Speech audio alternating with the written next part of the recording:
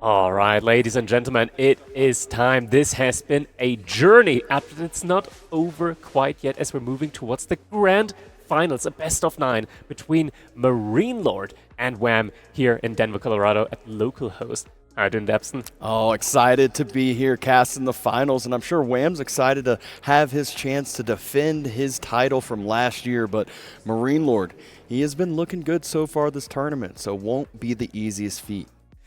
Exactly. I mean, MarineLorD, he's truly been the bane of the Canadians so far, I want to say, just in general throughout his tournament career in Age of Empires 4. Time and time again beating them back. But the Canadians so far, they've been improving time and time again up against this, I want to say, like, immovable object that is MarineLorD. They've been getting better and better and even, now and then getting a set off of him. So definitely anything is possible here. Yeah, it feels like MarineLorD has that such high floor. He's just so consistent every single time. Definitely kind of has that defensive nature gameplay style that it's, come into my base, try to force me off of what I'm doing, and a lot of times he just punishes those small mistakes, those small little greedy plays from the other side.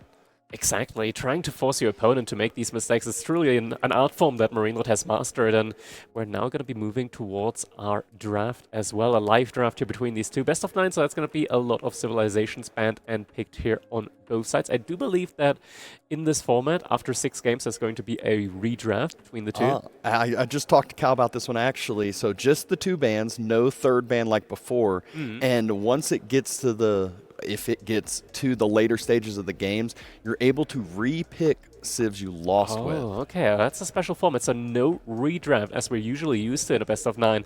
Very interesting here. All right, so that is going to be the format of this one. Map should also be coming in soon. Both players setting themselves up and getting ready here behind the scenes. And yeah, very soon we'll be having our draft here and getting ready for that. In the meantime, though, quick little shout out to our little graph there at the top right side, top left side. Every time I confuse the two. We're now 57% of the way there. $2,900 so far have been donated in order to make this an S tier tournament. $2,100 missing. So if you want to chip in, help us make this an S tier tournament, you can do so through the Matcherino link in the chat when you type !donate in the chat. Yeah, and obviously with the best of 9, we saw the maps in the previous series earlier, and this is where you're seeing, a little bit of different bans from Wam coming out again, leaving China open.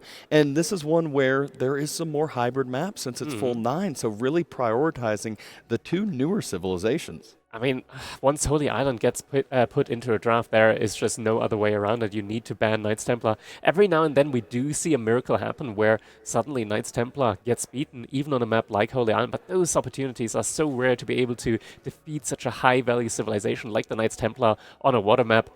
Other than that, though, I mean, outside of Golden Heights, there's like region, which has sort of become like a pseudo hybrid map, just because of the pure amounts of docks that we do see on that map with all these little ponds. Yeah, and the only person who's really in this tournament hasn't been taking those smaller pawns on Frisian was Louis MT with his 2TC English build that I think these players started to get figured out, started to be able to kind of foil that gameplay, but we will see what is in store here. Obviously, MarineLorD with the first civ pick. If China is open, he is going to pick it. So feeling very comfortable about having that strong civ, but that's where Byzantines and Japan followed up from Wam, feeling very comfortable on those 2 picks as well. Yeah, Ruse for MarineLorD. I mean, we've seen it just previously in the set between MarineLorD and Puppy Paw. Such a wild civilization at times. Cavalry Archer is truly still a feared unit in the game. Sometimes I feel like there's no real counter to them. In that particular game, though, I want to say Japan looked very, very good against them. Very strong, very competitive. So maybe that is something that Wam could potentially try and snipe with Japan. Byzantines as well could also be a very good pick against them. China is always a civilization where you see it coming in and you're like, okay, maybe in a best of 9, there might be more value to like trying to throw away a civilization, but as you mentioned earlier, there is the chance to repick civilizations. I believe it's only civilizations that you haven't won with. Correct. Yeah. So, no ability to pick China multiple times if that is available if he wins with it the first time. You mentioned that earlier game from Puppy Paw versus MarineLorD. I don't know. If I were Wam, I wouldn't want to try to replay that type of game. That was quite a long one, obviously quite a tilting one as well. By the end of it, we saw the massive Vilpul, and Puppy Paw was just ready to end that one, and unfortunately unable to get that victory. And now Wam trying to play. We actually see the rest of the civs fully laid out here.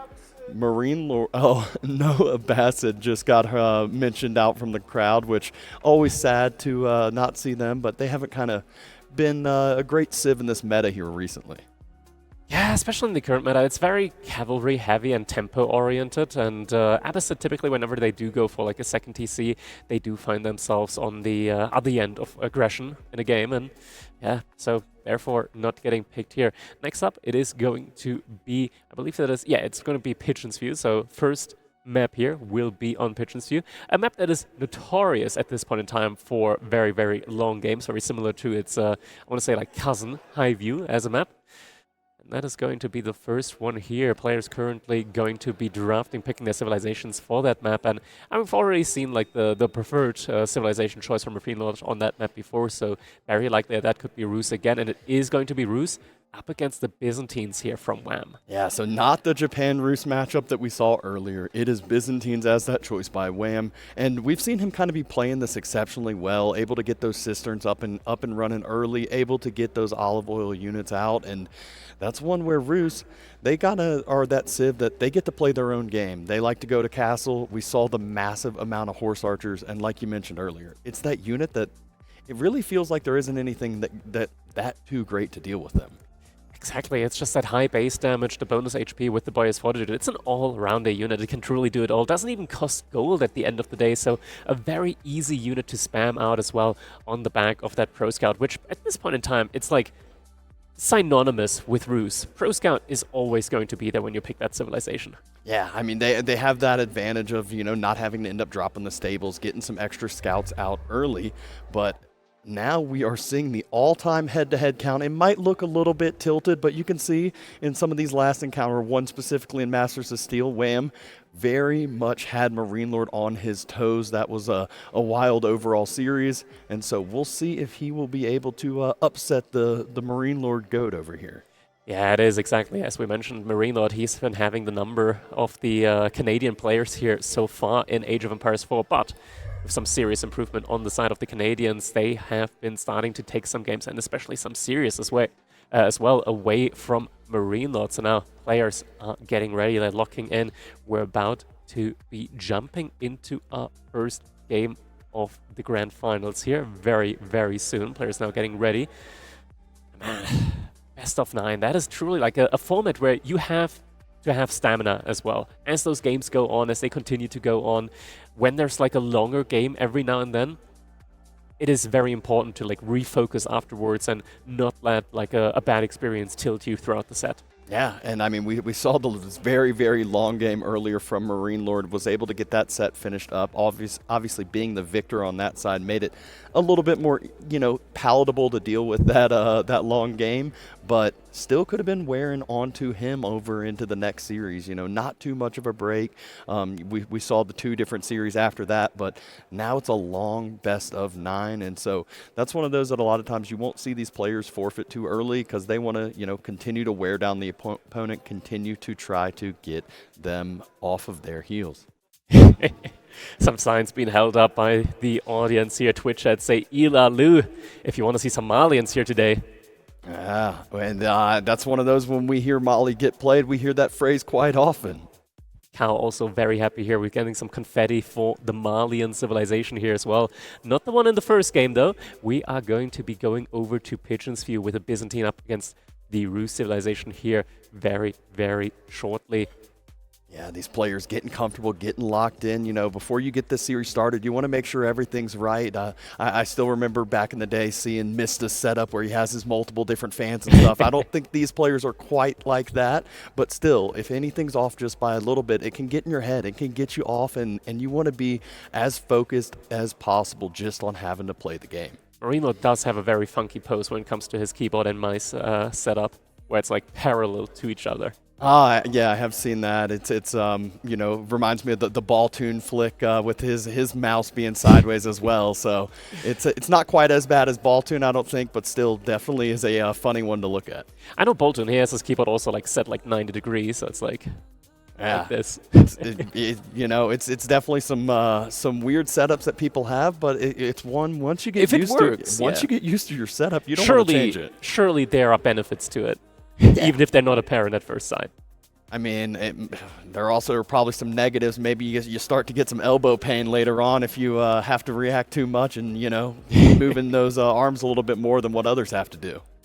Exactly, and at that point, that's just when people will have to resort to ergonomic mice. So, you know, like these little roller like ball mice that they are? Could you imagine that in Age of Empires? I mean, there's some people who play on controller. I don't know how people do that. So, you know, if they're using some sort of different mouse, as long as they get used to it, whatever fits your comfort zone. And wild setups there in Age of Empires 4. All right, surely soon we'll be able to jump into that first game. Oh, there we go. Oh. Cal immediately presenting us with one of those trackball mice there. Oh, yeah. Of course Cal would be the one to have one of all people. You know, he's already that weird guy over there. Just make it a little bit weirder. A nice little tech collection here and there as well. I mean, like these mice are kind of like iconic, right? Like when I see one of those mice, I think like 2008 accounting office, something like that. Yeah. I mean, whatever floats your boat over there, and that is not the only tech that Cal has brought over here. He has quite the setup. It has been, you know, exciting to see all the changes, all the progress he's made overall with overlays and all the cool, you know, intro view that we get to see on these maps. And so big shout out to him and the observers that we have had here this tournament so far. They've been really putting in the work behind the scenes. Exactly, as you said, big shout out. I mean, especially I want to say as well for the observers, because with all of these like added tech, with all of these like replays, instant replay scenes and whatnot, picture-in-picture we do have, it does add a lot more stress to the observer as well when they have to like have the game open on two separate PCs at the same time, basically observe 2 times at the same time, just to like get the picture-in-picture in as well. Yeah, it's truly just a great setup, you know? It's when the community is able to step up and fix stuff that would ideally be there baseline natively in the game, it does really like just elevate the quality and the production value of these tournament games. Yeah, and it's not like these observers that really get to practice with the same setups at home. I doubt that maybe Cal can because he has all of the technology, but only Cal's allowed to do it. So, you know, none of the other observers have gotten to prep, have gotten to, you know, use this overlays, all of these different Twitch tools. And, I mean, I think there's 3-4 stream decks over there that they're having to utilize. Oh, it's a monopoly, man. Cal has the monopoly on Age of Empires 4 overlays at this point in time. Yeah, but this is one where getting back to this series, Wam MarineLorD, they should be locked in, should be getting this game going up here soon. And I mean, all of the maps at hand, do you think that kind of gives either one of these players more of an advantage when you have to look at, you know, all of these different maps, all of these different options, or? It definitely, like, it takes a great toll on you. Like, you have to actually, like, prepare a plan for every single one of these maps. You ideally want to have a plan for every single one of the matchups as well. And that is something that is truly very difficult. It's not something that you can just, you know, prepare a little bit and be ready for every single permutation that could be happening. It is something that takes a lot of practice there as well. By the way, a little side note, if you're in the Denver, Colorado area and you do want to get to see these games live, you're able to do so here at localhost in Denver. Also able to potentially pick up some merch here. So I do believe we still have just a little bit of stock left over. So if you are in the area and you want to get some cool King of the Rockies merch, you can do so here in localhost Denver, Colorado.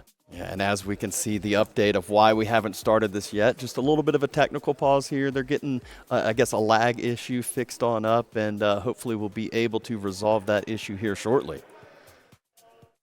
Just a little bit, and then we'll be jumping in. Draft so far completed. Going over the draft here that we do have. I mean, the civilizations, I want to say, like, looking at it, MarineLorD, he's got a very good draft, right? Like China, Rus, Mali, and Juji, just some top-tier civilization. French, of course, also a comfort pick for him. He's a very good French player. Wham, on the other hand side, he's also got some civilizations that I want to like rate top-tier in the current meta as well. Byzantines, namely, Japan.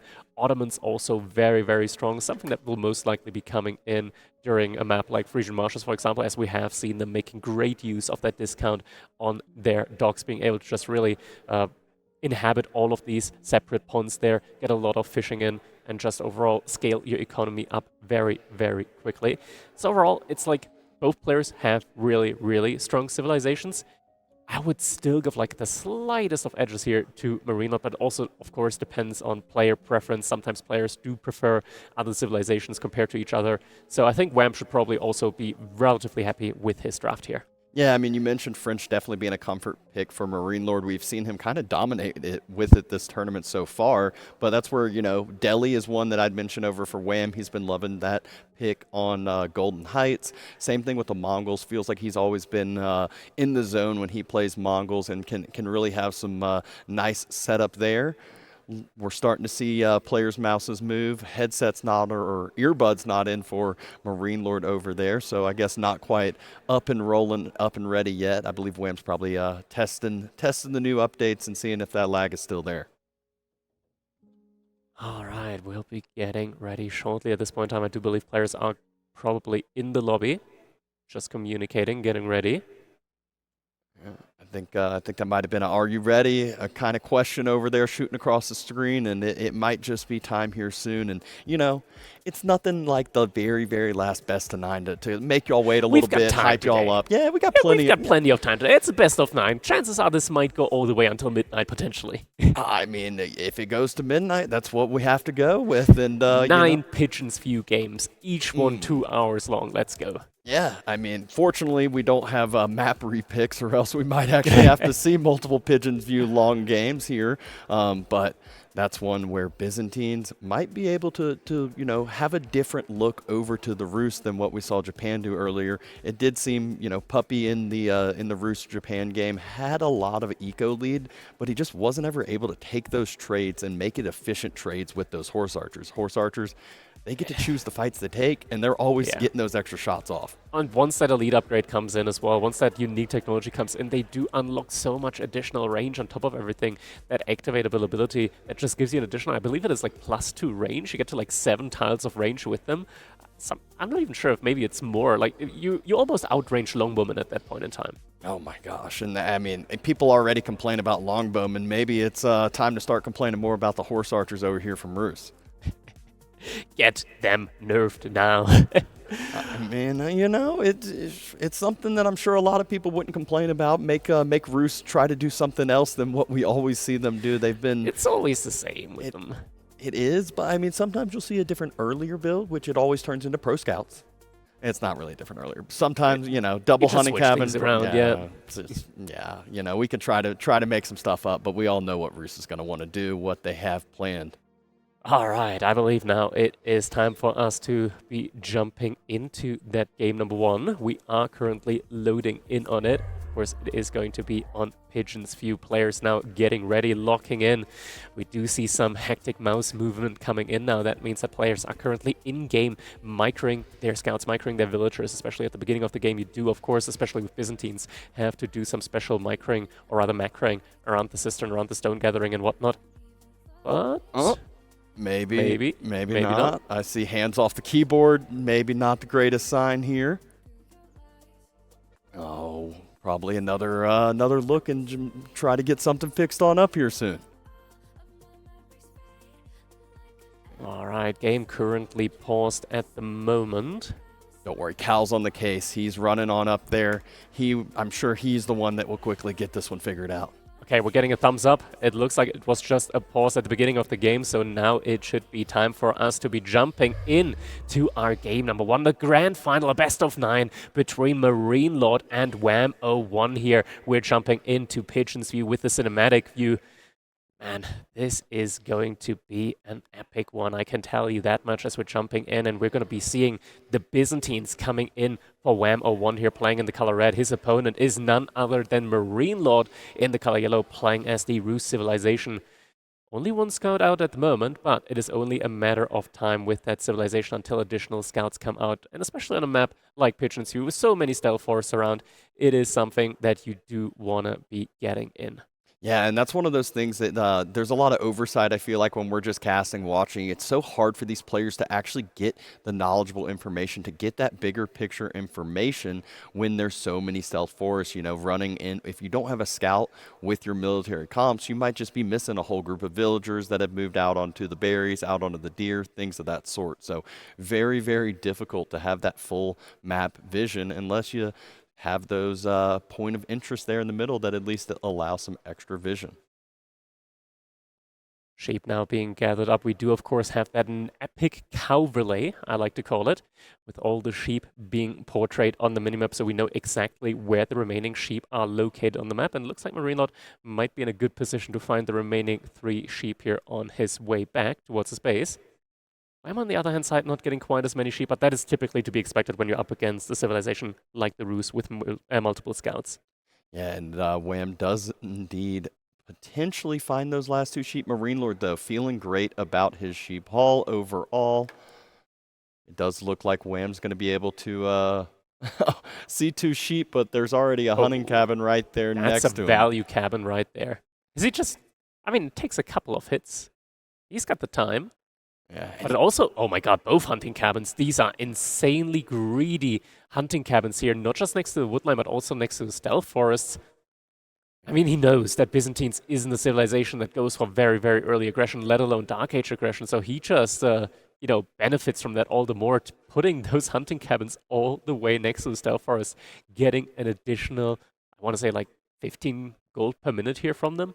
Yeah, and Wam, you mentioned it, the Byzantines, not known for like the early aggression. Wam's playing his own game over there. He's got a couple villagers on the stone, wants to be dropping those cisterns, get at least up to water level 4. Obviously 5's the end goal there, but sometimes you'll see them delay that 5th cistern for just a bit.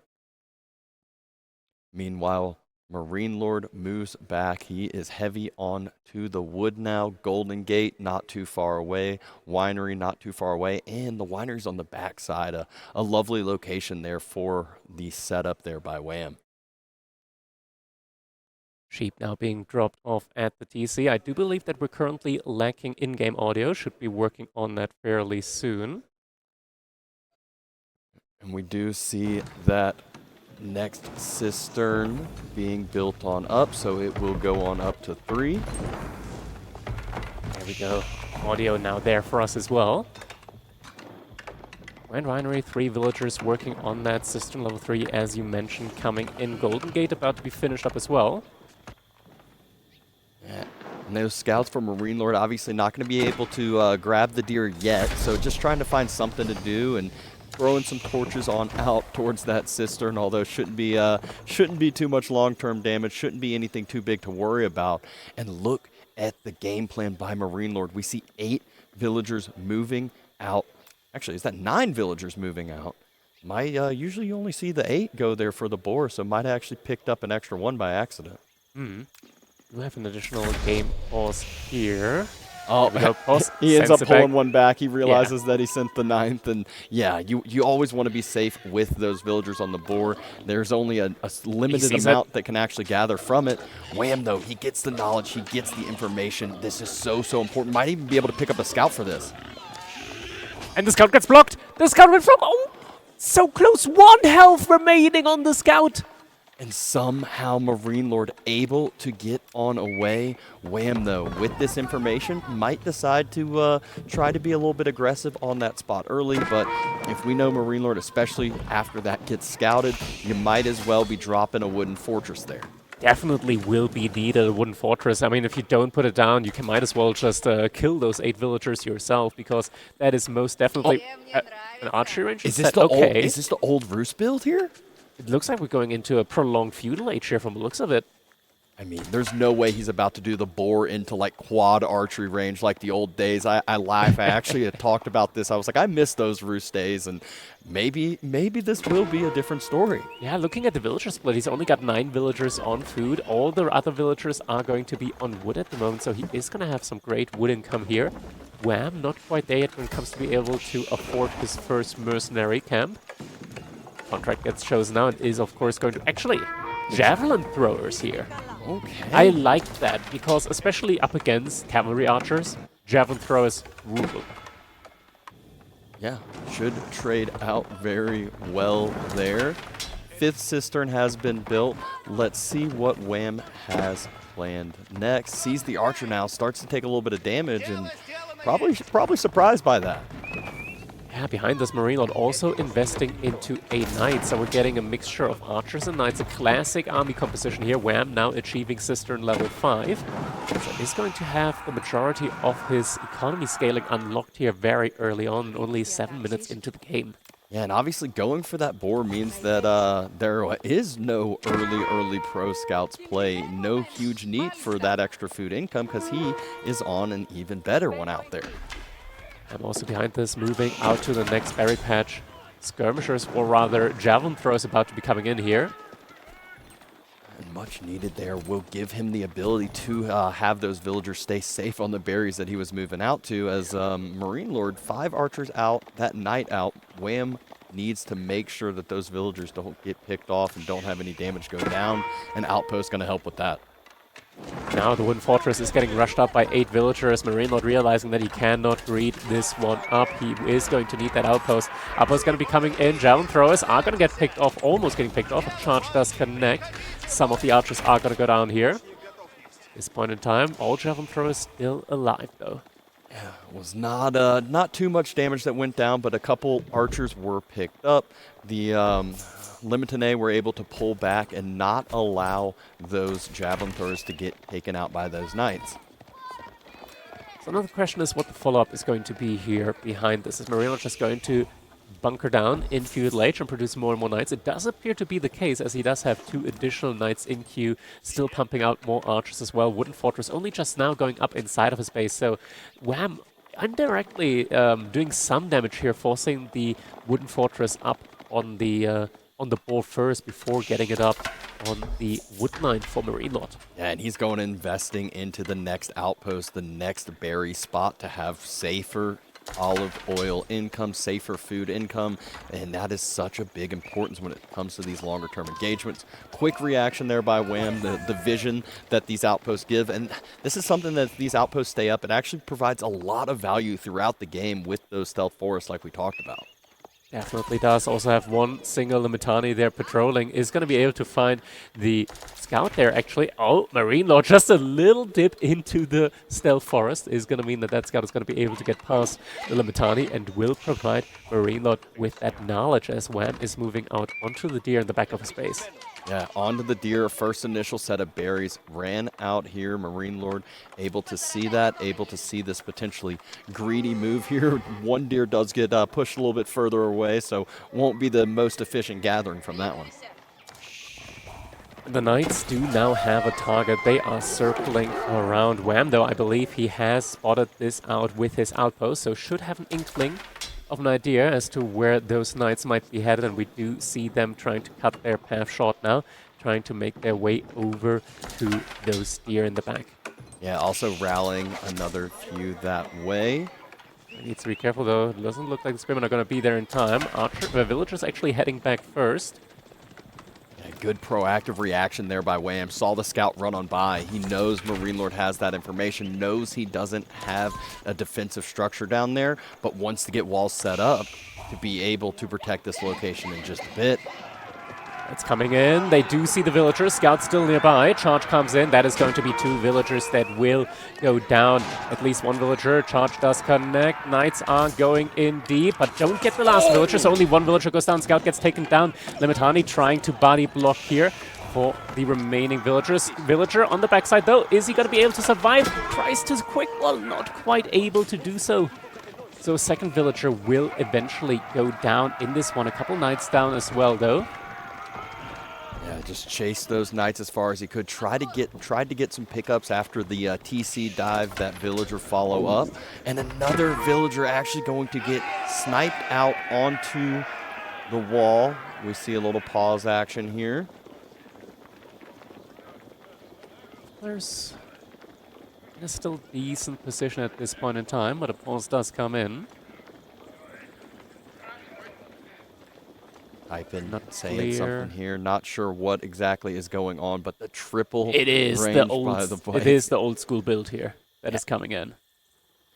does at least have the javelin throwers to be able to deal with an archer mass somewhat, has a big amount of limited to deal with the knights as well. So Wham can kind of hunker down here, but really wants those walls up to be able to do so.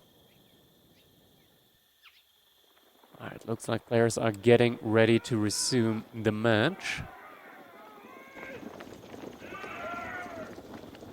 So just Stretching exchange. out, you know, we're still getting the full. There we go. Alright, villagers that moved on to the berries here from Wham are going to evacuate now. Outpost does see the scout move in. And a little back and forth right now between the two. Archers aren't quite yet going back over there, though.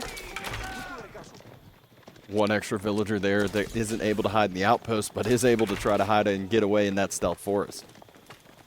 Behind this, he's got a lot of resources in the bank. Will soon be clicking up to Castle Age, but not from a position of weakness, mind you.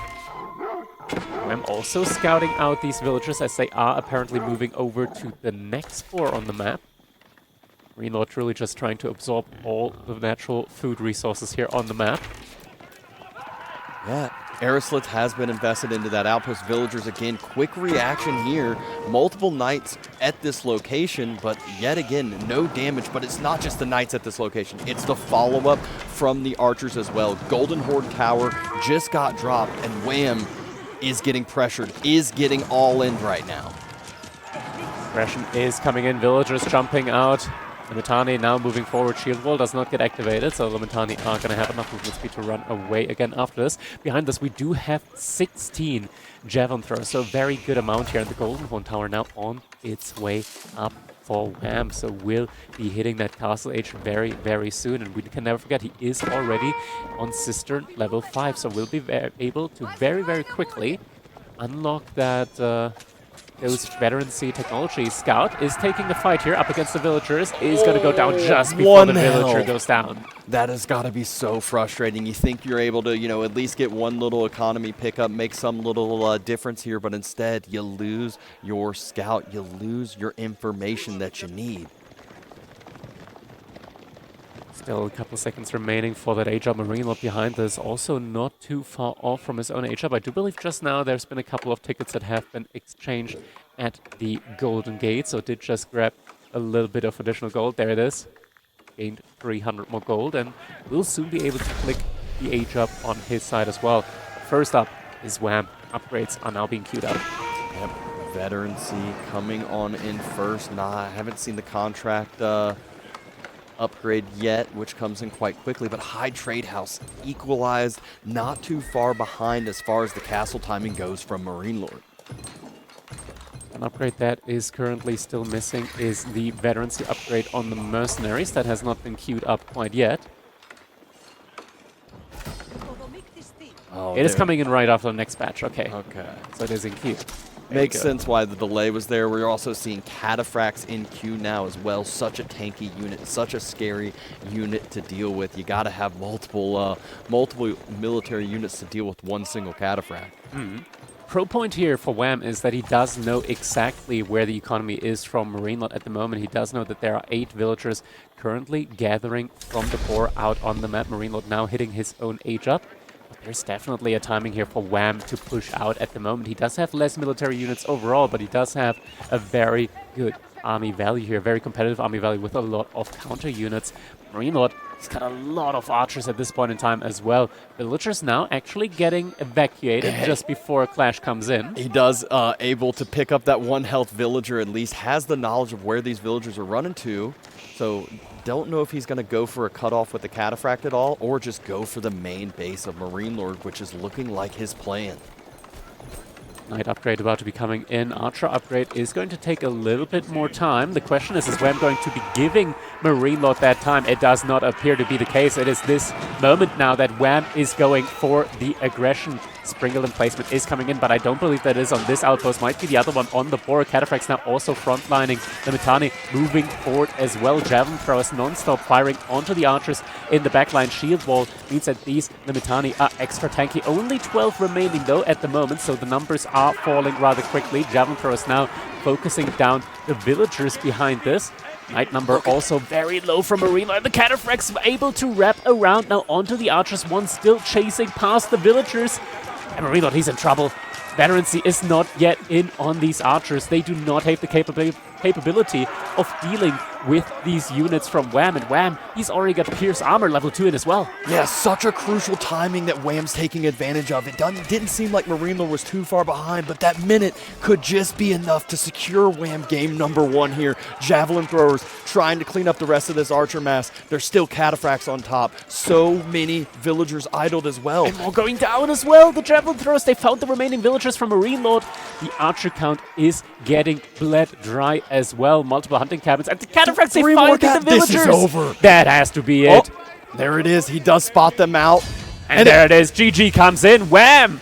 Able to open us up here with a victory in game number 1 up against MarineLorD.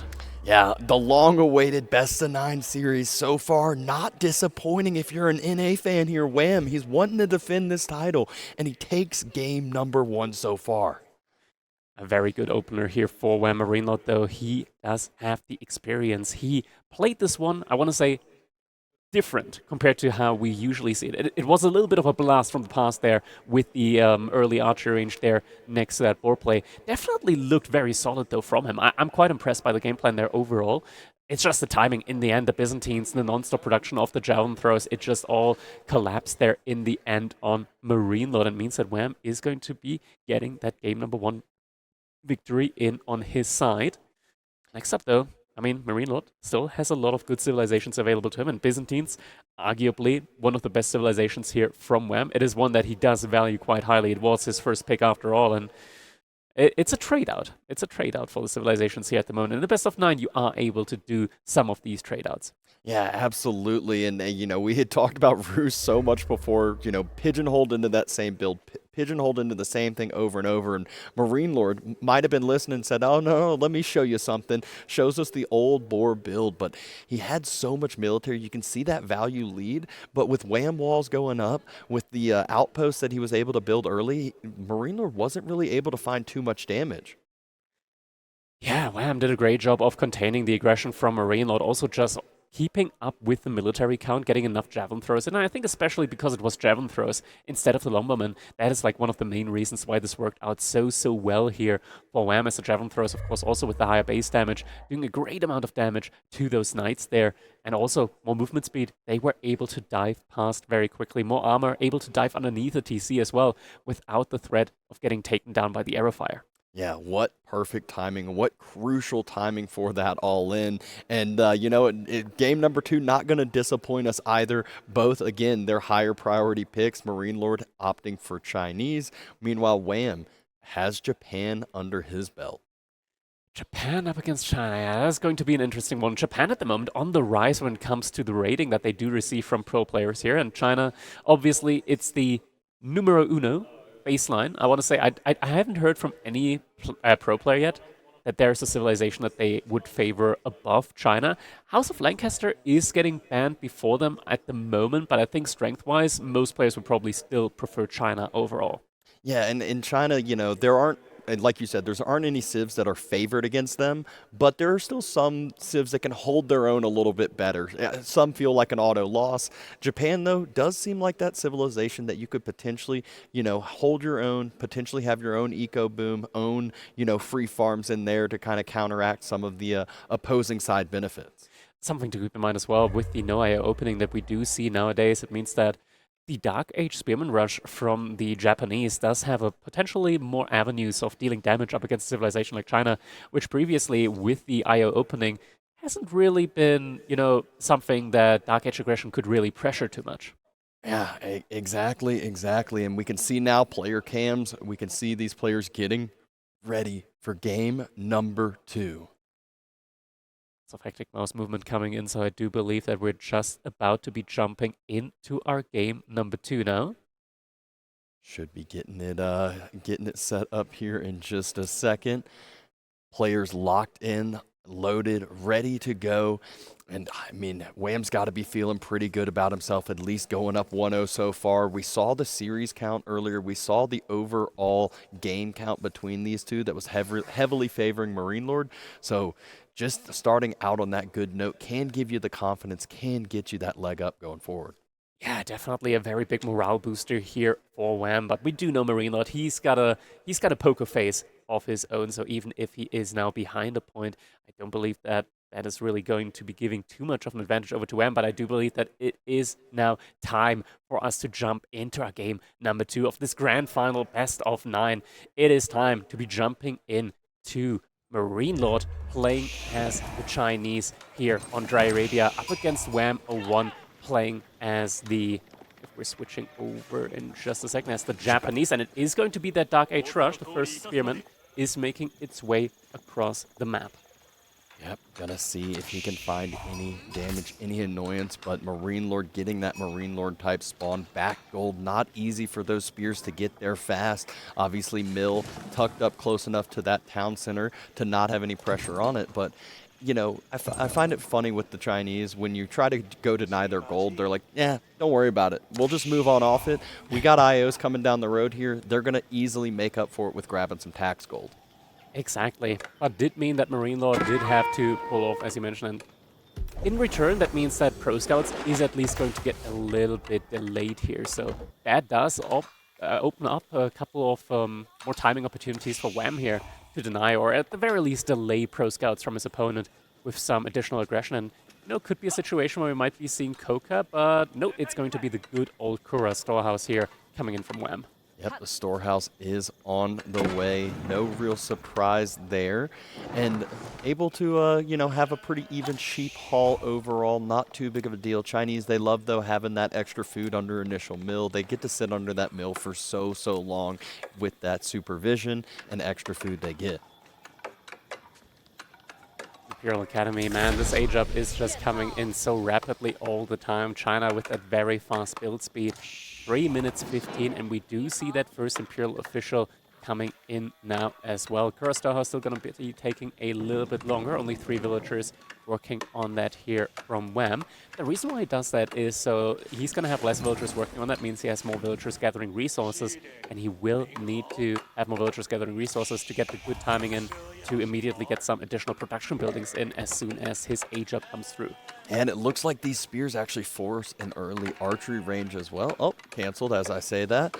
You know, village is needed. Instead, he was going to end up housing himself. So good little oversight here. Has to delay the range, but this means that Pro Scouts play is delayed even further. You know, there's not enough there. While they can gather tax gold over time, not enough tax gold in there now to be able to queue up that Pro Scouts. It is a very expensive upgrade. 300 gold in order to be able to queue that one up, but eventually, like MarineLorD, he could just play this as a long feudal age game, and eventually he will get the gold in just passively from the taxes, because China, you know, they do like their taxes. They are a very high-tax civilization, and eventually will be getting that in, as we can see that he's already at 90 gold a minute at the moment. Yeah, dropping an archery range as well. Has plenty of villagers over onto the wood line on that lumber camp. Should probably just send a villager over soon. Hit the hammer a few times on that mining camp, make sure it won't fall before the archer comes out. Wham actively scouting the base of his opponent here. We'll probably be seeing that archery range in a little bit as well, but already gets the go-ahead here, or rather the confirmation of the archery range being there, courtesy of an archer shooting some arrows at his spearman. I like that Wham also didn't overextend, or rather overspend in his Dark Age aggression. Only a single spearman did come out from him. Yeah, just not too crazy of an investment. Allows him to have a little bit more going into this feudal age. Heavy onto the wood as well.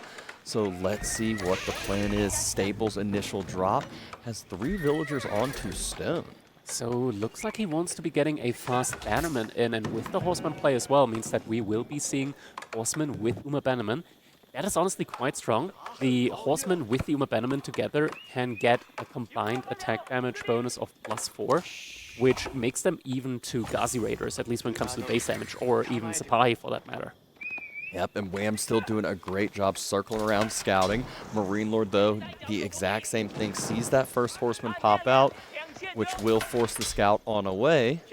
It's already have spearmen coming out for MarineLorD though, so won't be too afraid of that horseman at the moment. Can instead just immediately, continuously pump military across the map over to Wam's side. Man, it's crazy how quick Chinese can adapt, how quick they can change. All of a sudden, it's okay, let me fast build a barracks, let me put an IO on it, and then you blink, there's 3 spearmen out already to try to deal with the horseman play. Stables is being dropped as well, so 1-1-1 production buildings for MarineLorD. I do believe that is mostly going to be for Pro Scout, at least initially, though, as we do get close to the resource split that MarineLorD needs in order to be able to click that upgrade. And there we go, Pro Scout now does get clicked on up. And with the supervision, that is going to be coming in just 30 seconds. So very soon we'll be able to start picking off some of the gear on the map here. And double archery range drop for Wam now, so Yumi archers will start getting massed up, and massed up quickly with how cheap they are. And we will basically see non-stop production, it seems like, from Wam in this earlier parts of the game. Wam wall going down as well. Wouldn't be too surprised to see him try to connect one from the back wood line as well to kind of finish this one off.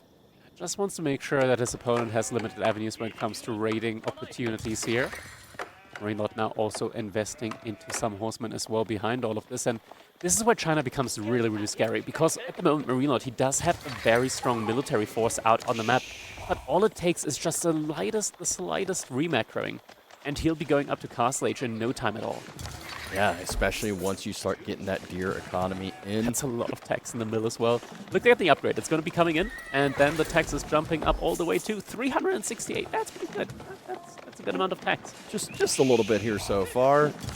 Deer getting funneled on in. Already almost able to get that full deer pack on the front side of his base. With 5 scouts, he will be ferrying those in rather quickly. The one on Wam, or I guess the 2 different ones on Wam's side, not the easiest ones to go steal. We'll probably focus, as we see the observer here highlight, on his side first, and then maybe try to sneak around and get some of the other opponent's deer. As you hear of these 3 villagers that Wam had on stone for quite a while, he does now have the Yumi Bannerman already in for him. Double outpost now also coming in on the gold, so looks like this is going to be a transition now from him towards a Castle Age as well, as we do get another pause in here at the moment. Yeah, not sure exactly what is going on here. Oh, quick unpause, not too big of a deal, but like you said, double outpost. These Yumi archers should allow him just a little bit of breathing room, a little bit of defense, maybe force MarineLords for some extra production, but you said it already. China, they can re-macro to castles so quickly. You can already see 600, 750 food per minute, and it's just climbing now that he's on the deer with survival techniques. Imperial Examinations also about to be finishing up for MarineLorD, so with that upgrade he'll be able to pick up those taxes incredibly quickly as well, with the Imperial officials now being able to carry 70 instead of just 40 taxes with each return. And with the amount of taxes that he has in his production buildings and in his mill, it shouldn't be it shouldn't take him too long. He could also just take like 10 villagers off of wood and send them over towards gold as well. And we would be looking at a Castle Age within less than a minute. Yeah, and we'll see if that is what he plans on soon. Wam needing to get some more gold income in. The Wam walls are fully finishing, so we talked about that deer pack. Well, that one's going to be much harder, as the scouts would have to go all the way around the backside of the map. Scout did just confirm just how many villagers Wam has on gold at the moment. So the question is, MarineLorD, is he going to dive this outpost emplacement setup? And it looks like it is, as he does have a lot more horsemen in the queue at the moment. Wam, he is banking up resources. He wants to get that Castle Age in. Does now see the units from MarineLorD getting closer. Second arrow slits emplacement is also coming in for him on the outpost on the gold. So many horsemen in now from MarineLorD. This is going to be getting very dicey here. At least Wam is at least somewhat respecting, as he is at the very least getting the blacksmith upgrade for the arrow damage in as well.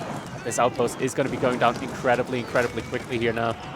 Yeah, it really shows you where you need those fortifications on in. First outpost fully burnt on up. Villagers trying to get on away. Yumi archers trading with the archers. And what a good wraparound. Able to get out and away without damage in. Outpost is obviously not there any longer, but just enough gold about to be gathered to hopefully age up here. But MarineLorD re-steps up yet again. Loses a couple of the horsemen. And maybe Wam now has enough momentum to be able to click that castle age in. MarineLorD behind us though, looking at the resources, we talked about it, the remacro, it comes in so quickly for him. So his own age up will also be coming in shortly here. Trying to get a return raid during all this time. Wham was housed for quite a bit also up during this play, but floating gate finally, outline being dropped, villagers on top of that and in a nice safe spot next to the town center. Obviously already has the stables up, which is where most people go for first. Imperial Academy now also coming in. There is one horseman with just a little bit of health left. Will get picked off there by MarineLorD's villagers. Horseman now wrapping around. Oh, actual cancel from Wam on the landmark. The floating gate gets replaced right next to the DC, but this is going to mean that MarineLorD is going to be getting his age up in first with a lot of leeway when it comes to the timing of his opponent's age up. Yeah, I mean, this just shows you the strength of playing Chinese. They've been able to outmass, outproduce, and still go up at a quicker timing here.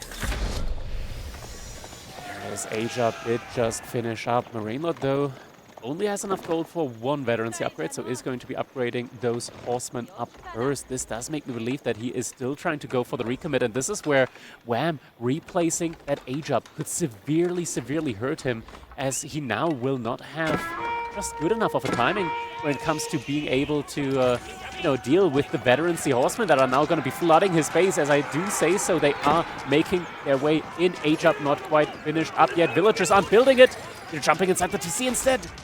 Yeah, it jumps inside the TC, can't take this damage, so just like MarineLorD got taken advantage of last game during this timing right when Castle Age was coming through, he is using that same timing here on top of that Japanese TC, on top of the economy. Villagers had to go back out towards the floating gate. Castle Age getting close to finish, but look at the damage. It doesn't end up finishing. It is just one more tick, jumps out of the TC, but seems like it's just too late. And just like that, GG comes in. MarineLorD with the all-in aggression. No knights as well, just pure feudal age upgraded to castle age units, diving the TC there, denying the age up. And man, what an unfortunate timing for Wam there. Did see the horseman and was just a little bit too afraid of the placement there of his own floating gate. Replace it. And just like that, it's these small things sometimes that can cost you an entire game. Well played by MarineLorD here, just expertly realizing the timing here. Yeah, able to equalize that series now 1-1, but we got a lot more games ahead of us still. Chinese now out of the way. Wam will potentially be able to pick Japan down the road if need be once we get to the later stages, but now we can see the both priority picks here from either side have been utilized. So this is one where, they're comfortable on all these civs that they pick, but still, there's a reason why they're prioritizing certain ones. Exactly. Next map not quite decided yet. It is going to be up to Wam now to decide which map they will be playing next here on this one. Does still have a lot of options if we're looking at it overall. I mean, Ottomans could be coming in on Frisian Marshes. We did mention that earlier. We do have the stats here as well of the previous game. Food. I mean, Pro Scouts. It is such a meme as well, and combined with all the imperial officials that China has access to all these resources here, just so far in favor of MarineLorD. Yeah, I mean, it wasn't just the food. It's every single resource that MarineLorD gathered. He gathered more, and that makes it quite the easy game for him. And, that timing was absolutely crucial to take advantage of that delayed castle age, was able to do just enough damage, able to idle those gold villagers for enough time for him to equalize behind it. So really solid scouting. It's one of those that if you just blink, if you miss some of these plays like we saw the gold villagers, then that is where you can allow your opponent to get the leg up. Exactly. The military value lead as well from MarineLorD. It looked for just a little while there, like Wam managed to thread the needle there with the outpost, right? Like when that first outpost got burned down and he just wrapped around the villagers into the second outpost, I thought, okay, maybe this is the moment. And then it looked like maybe if the age up on the original position had come through, that could have been made a case for him here. But in the end, MarineLorD just proving to us why China, in the hands of good players, is just such a fearsome civilization, gets the victory and thus evening out the set here, 1-1 at the moment. Yeah, and we're still waiting to get the map update, still waiting to get the Civ update here. There's so much thought process that goes into this. You know, are you trying to pick one of the hybrid maps, maybe get one of the Civs out early, try to get some counter picks out. There's such a mental game, such a mind game when it comes to this. And I believe it's Prairie is the map choice here from Wham. All right, so Prairie will be the next one. And honestly, on Prairie so far, we've seen a lot of Malian play potentially as well as Malians. They have that unique position where they, with the cattle ranches, don't need to move out too far onto the map to get a good amount of food income. And especially on an open map like that, farm transitions do come by in like a very difficult manner. So could definitely see Malians making their appearance here.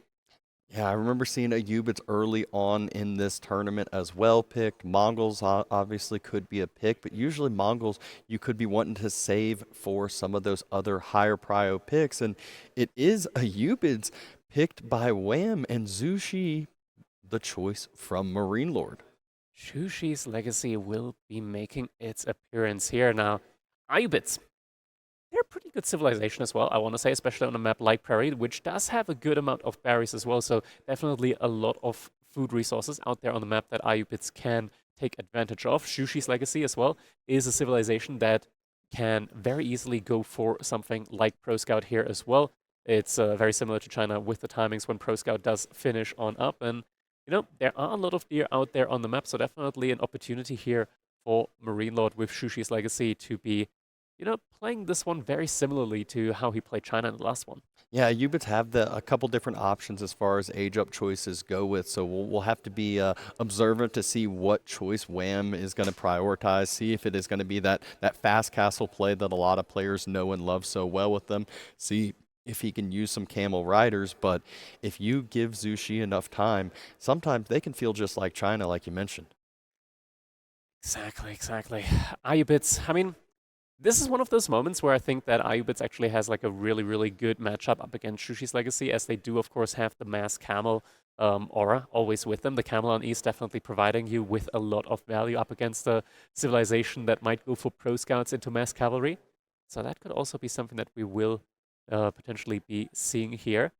Something that I would also be keeping my eyes on for sure is Manganiques, because we have seen Manganiques at the moment just being such a menace. But, ladies and gentlemen, it is time now for us to be jumping in to our game number 3. The players are loaded in, and it is time to jump in as we are going in with the cinematic view here over on Prairie. Just a little bit of elevation, these wide open ranges of grass, and that is going to be our game number 3 in this grand finals best of 9, as we do have MarineLorD in the color yellow playing as the Shushi's Legacy, and Wham in the color red playing as the Ayyubids. Yeah, and obviously one of the things this map is known for is the abundance of sheep. So we see how there is quite a bit already picked up by either of these players, but still quite a bit available out on the map. As look at the Calverley, like you said, to see all of those sheep.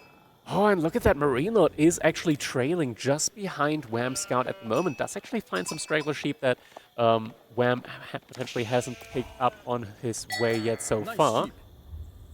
But yeah, this could be proving quite dangerous for MarineLorD if he doesn't realize that he is trailing behind Wham Scout out at the moment. Yeah, and actually missing those few sheep could give that mental block where MarineLorD's like, oh, he hasn't gone through this location yet. I just found 2 sheep. You know, he definitely wouldn't have passed right by it. But we're seeing Wham continue to pick up more and more of these sheep, and MarineLorD still trailing where his scout has already been. He's probably confused over here, wondering, where are all the sheep? I want some more sheep than just 12. There's just one more remaining there that he's about to see, and that, as you mentioned, like further might reiterate just that mental block, but he does now see the scout from Wham, sees how many sheep are following behind that, and this might be the moment where he decides to cut in instead. And exactly what he chooses to do. He was still closer to that corner, but needs to make a big cut across the map to try to be able to pick up some of these remaining sheep. Let's see if he is able to kind of not necessarily equalize the sheep count, but not feel as bad of a position of where he's at. Logistics wing now going to be coming in for Wham here. So it's going to be having access to those 2 very early feudal age dervishes. MarineLorD now aging up with the Meditation Garden, no surprise, the other landmark doesn't really exist in Feudal Age at the moment. It has that initial 8k gold, has those berries, so we'll at least have, you know, a bit of passive resources. Logistic Wing can allow for Wham to, you know, just marginally invest into feudal, maybe 1 or 2 desert raiders, maybe a few horsemen instead, and then that usually gives him enough, you know, aggression, enough uptime to be able to, you know, kite those back, heal them up, and hit castle behind it. And the cut through in the scout pattern here from MarineLorD definitely paying off as he is able to find 6 additional sheep there on his way back. So overall, sheep count very similar, but actually, never mind, I take that back. It's not that similar. Granted, Wham, he's probably opened up on the berries, but he's got more sheep. There are 3 more sheep huddled there right next to each other, 1 more next to his bear. So he is going to have 33 compared to 19 of MarineLorD, 14 extra sheep for Wham. Definitely not something that you can complain about. That's a good amount of sheep right there. Damn good deal. Done deal. All the sheep have been picked up now. Feudal Age has already come out for MarineLorD, and Logistics not too far behind it. You can already see the resources in the bank for Wham starting to build up here. You know, a lot of times you'll see Ayyubids potentially drop outpost on gold, but has that nice back gold. I can't tell with the elevation if it's close enough to the TC where he might not. Okay, he still drops the outpost anyways. Just wants to make sure that nothing's going to be bothering him here. And I don't even think there could be anything bothering him. Yep. And meanwhile, MarineLorD over on his side, starting to bank up that food, banking up that gold as well. Should see Pro Scouts clicked in a second if that is still what he wants to do. The scary thing here now at this point in time is, like, what do you really, like, do as Wham now? Because the age up should be coming in so much quicker from MarineLorD. Should he not be going for Pro Scout at the moment? I'm not sure if he is going. Yeah, it doesn't look like he's going to go for Pro Scouts. This looks just like he is going for a very fast Castle Age play here as the Shooty's Legacy without Pro Scouts. And no Pro Scouts, so like you said, a quicker Castle Age will be able to get that down. Wham not able to speed his up at all unless he opts for some potentially different wings, which I don't think you want to go for. We finally do see a Desert Raider in queue, so wants to at least, you know, have some sort of map control. That one single Desert Raider actually does a lot more than expected. He did cancel the outpost and save the wood. Yeah. That wood went to the stable instead. Wham, he sees the villager split from MarineLorD, so that does kind of give him a clue of what's going on here. MarineLorD now going to be aging up. I'm guessing this should be a Shaolin Monastery potentially. Just mainly because, like, that is would be the typical play if you want to just contest the relics here. Scouts still circling, Dervish still circling, able to get that knowledge right when the Mount Lu Academy gets dropped. So it is still going to be the Mount Lu Academy. The question is, will he be able to really afford that many units with like 300% supervision speed, considering that he isn't gathering off deer at the moment? Yeah, isn't gathering off deer. He will be on, you know, the decent bit of sheep he got, but we saw the difference, though. He could run out of sheep and then all of a sudden leave himself very vulnerable, having to go to berries, having to go to some of those random small deer packs. That's where he could find himself in a situation where he could easily be raided. We are going to go for a quick pause here, trying to avoid some of these little latency lag spikes there. Now Mount Lu Academy is going to be coming in, and Reinforcement Wing actually going to be coming in from Wham here. So will immediately, with his own age up, be getting a lot more military out, which can, you know, definitely save his bacon here, as we do see that MarineLorD is in fact going to be going for that play with just mass knights now. As the upgrade supervision speed is also going to be coming in. Double Dervish, though, means that he is going to be able to do significant healing to his own canals. Yep, 94 seconds, though, until Wham's age up finishes. So let's see what MarineLorD can do with these early knights, the early numbers that he's going to be able to make. The 2 Dervish could try to pick up some relics on the way back home, but they might be waiting for just a little bit longer than what they want. Answer is making its way across the map. Second Desert Raider about to be coming out, but even once they are out, these are still only going to be Feudal Age Desert Raider. We are going to be getting just the tiniest of Wham walls here now. Yeah, just one little segment, and that segment can just prove to be annoying enough, can make it to where that knight doesn't have free reign to continue to roam back and forth around the backside of that base. MarineLorD behind us, he does not have any pierce armor upgrades. I don't even think that he's got a blacksmith up yet, so it would be pretty tough for him to try and dive the TC from Wham at this point in time. Reinforcement 40 more seconds remaining. Knight still circling out and about, trying to get some damage on those dervish. It's so important to be able to pick up those dervish if you're able to early on, because there's just so much healing that they end up providing in fights later on. We've seen the micro, these players pulling back lower health units, pulling back those masses and healing them back up, getting back to full. 10 seconds remaining. Desert Raiders trying to connect. Auto attack does get cancelled. First couple of Knight hits coming in. Knights now Villagers? trying to attack the villagers instead. One villager does get picked up. One villager does go down. Wing finishes, though. A few more Desert Raiders pop on out. Needs to wait for the upgrade to come through for this fight to be actually a bit more efficient here. Numbers, though, definitely on the side of Wham with the reinforcement wing. MarineLorD may not have been expecting that. Can always swap and do some kiting now with the range. And that is a lot of Desert Raider that Wham has out there at the moment now. MarineLorD behind this did go for his own monk, so has 2 of them already out on the field. So might potentially be able to pick off 1 or 2 relics of his own there. But it does mean that because of this play, he is delaying the Pierce Armor upgrade, and is also going to be delaying his own just general like Knight count ramping here. Yeah. First relic has been dropped. Second relic about to be picked up on the far side, so could just be that 3-2 relic split. Yeah, it looks like MarineLorD's able to get the relic before Wham's Dervish arrives there as well. You just see what the overlay showed us. 4 sheep left under MarineLorD's mill. Meanwhile, Wham, I think, still had about 20 plus, having those berries that he was on early. And this is really one where MarineLorD will have to make that movement, as no pro scouts still in play. I mean, the thing is, MarineLorD now with 3 relics, or potentially 3 relics coming in on his side, he does always have the ability of going to Yuan Dynasty. And with Yuan Dynasty, you do unlock the pagoda. Relics put inside a pagoda generate 250 resources total every minute. So that is one way where he will be able to keep up with Wham's economy, as Wham can just, you know, he has more sheep, and he could also expand onto the map with all of the berry bushes here. At the moment, MarineLorD is actually investing into Jugunu, which won't be doing too well against the Camel Lances that Wham is following up with here.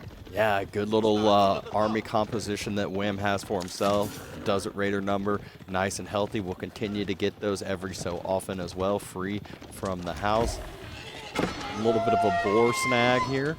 And the denial. Ayyubids, as a civilization that does not have access to the boar, when they kill it, they actually evaporate it from the map, so that is not something that MarineLorD can now gather from, even if he wanted to.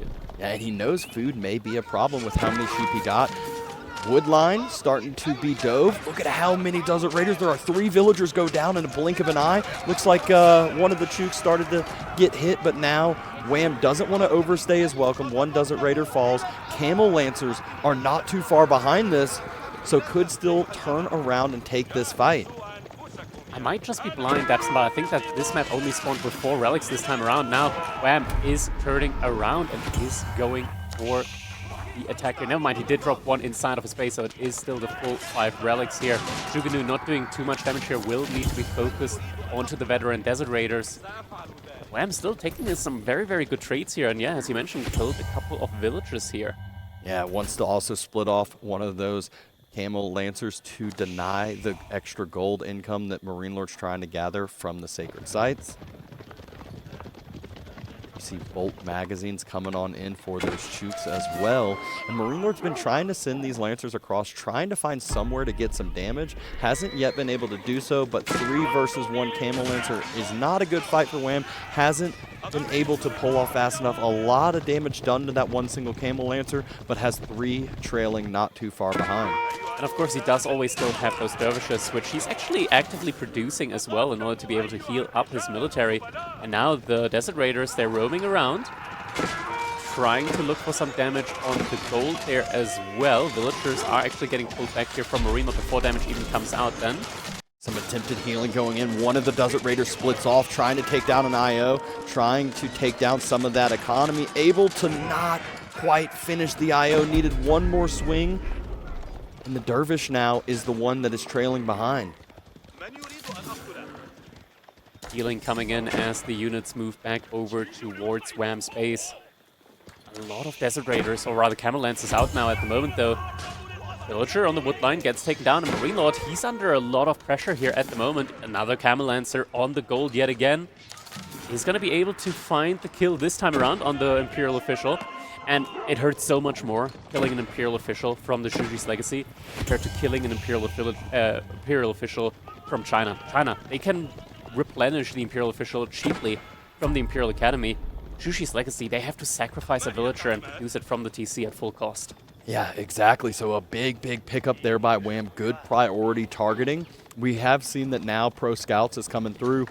First couple deer starting to be ferried back, so that food, while we talked about it being a potential concern, hopefully shouldn't be a concern too long for MarineLorD here with Pro Scouts. Now at a point where we have so many Camel Lancers in and not a single crossbow yet, this might be it. Wham, he's diving. He's diving the base from MarineLorD. There is no fear in this man's eyes. He knows the situation and where are those that villagers he's in. gonna go? Dives onto the villager mass. All of those berry villagers idled on out. Over on the wood line as well. Wham is trying to end this game now, and in this game he does. Up 2-1 now. The Ayyubid timing here with the mass Camel Lancers, and yeah, no pro scouting there from the Shushi's Legacy means that MarineLorD just simply does not have the food to continuously mass units here in this one. Game number 3 going over to Wam's side, so now he is leading in this set yet again, but MarineLorD, such a solid player, can easily even this one up again, and it is going to be dependent on the next matchup here. Wam, he is getting another morale booster here. Can he expand on this lead now and maybe even go for a 3-1 lead in the next one? I mean, again, still has to be feeling good about himself over there. 2 decisive victories. He did have the opposite thing happen to him, but that's with the #1 Civ in the meta right now. So you can't feel bad about losing to Chinese, and you take down the Chinese variant, which is another Civ that people think are quite strong. Yeah. As the action does heat up here, quick little shout out once again, top left corner here, $2,900 in so far. We still need $2,100 to make this an S tier tournament. So if you do want to chip and support us here and even support our players, as every little bit that gets donated gets put into the prize pool for our players to make this an S tier tournament, do feel free to check out the Match Arena with the !donate command in the chat there. It will help us out a lot if we're able to make this an S tier tournament. Truly just goes to show just how the esports for Age of Empires 4 is still alive and kicking and even growing at the same time, as this is probably at this point in time like the highest value Rising Empires event to date. Yeah, and it's super exciting to be a part of it, super exciting to be able to chain these together year by year. Hopefully, a third one already being planned as well. I'm sure, if the success of this one is to be said, then, why would you not? And everyone who's been talking about it, who's been here last year, or even the newer people this year, have always been saying how much of an improvement it is. We were able to, learn from some of the things we missed on the setup last year and just continue to improve this overall tournament, this overall gameplay. Got some audience participation there as well with the with the signs being held up. Some cryptic messages surely as well. Oh, got to love the support from the crowd. Gotta love these viewers, getting hyped, getting in this. And I mean, like we talked about that hype, it is a 2-1 series lead here from Wam. MarineLorD, though, he's got to have that short memory. Got to just move past those first couple games and just act like this is a 0-0 series. Get back up on top. There's Louis. Victor of the Hearts there. Whoa, okay. Yeah, we're going to be looking at Holy Island, and it's going to be French versus English. An interesting one. I've heard MarineLorD say it a couple of times that he thinks that French as well is very solid nowadays on water as well. They did That's make that the update where the docks provide some population space. It might not seem like much, but that strains your wood economy a little bit less early on, so it makes it a little bit nicer. But English, they're no slouch with that ranged upgrade that they can get. Very costly, but very, very beneficial. And we are already into game number 4. Holy Island, Wham on the English, and MarineLorD on his classic, his French. There's just something especially cinematic when we are getting the cinematic overview with a water map in as well. That coastal line there. So much food out there for players to be had, and players right now, of course, sending out their scouts. There are, of course, a lot of sheep out there on this map as well. Those sheep are not going to be the main focus, as it's going to be all about that water economy here early on. Yeah, usually the sheep are only really coming into play in the kind of part where sometimes the game's already been figured out, where it is all about water.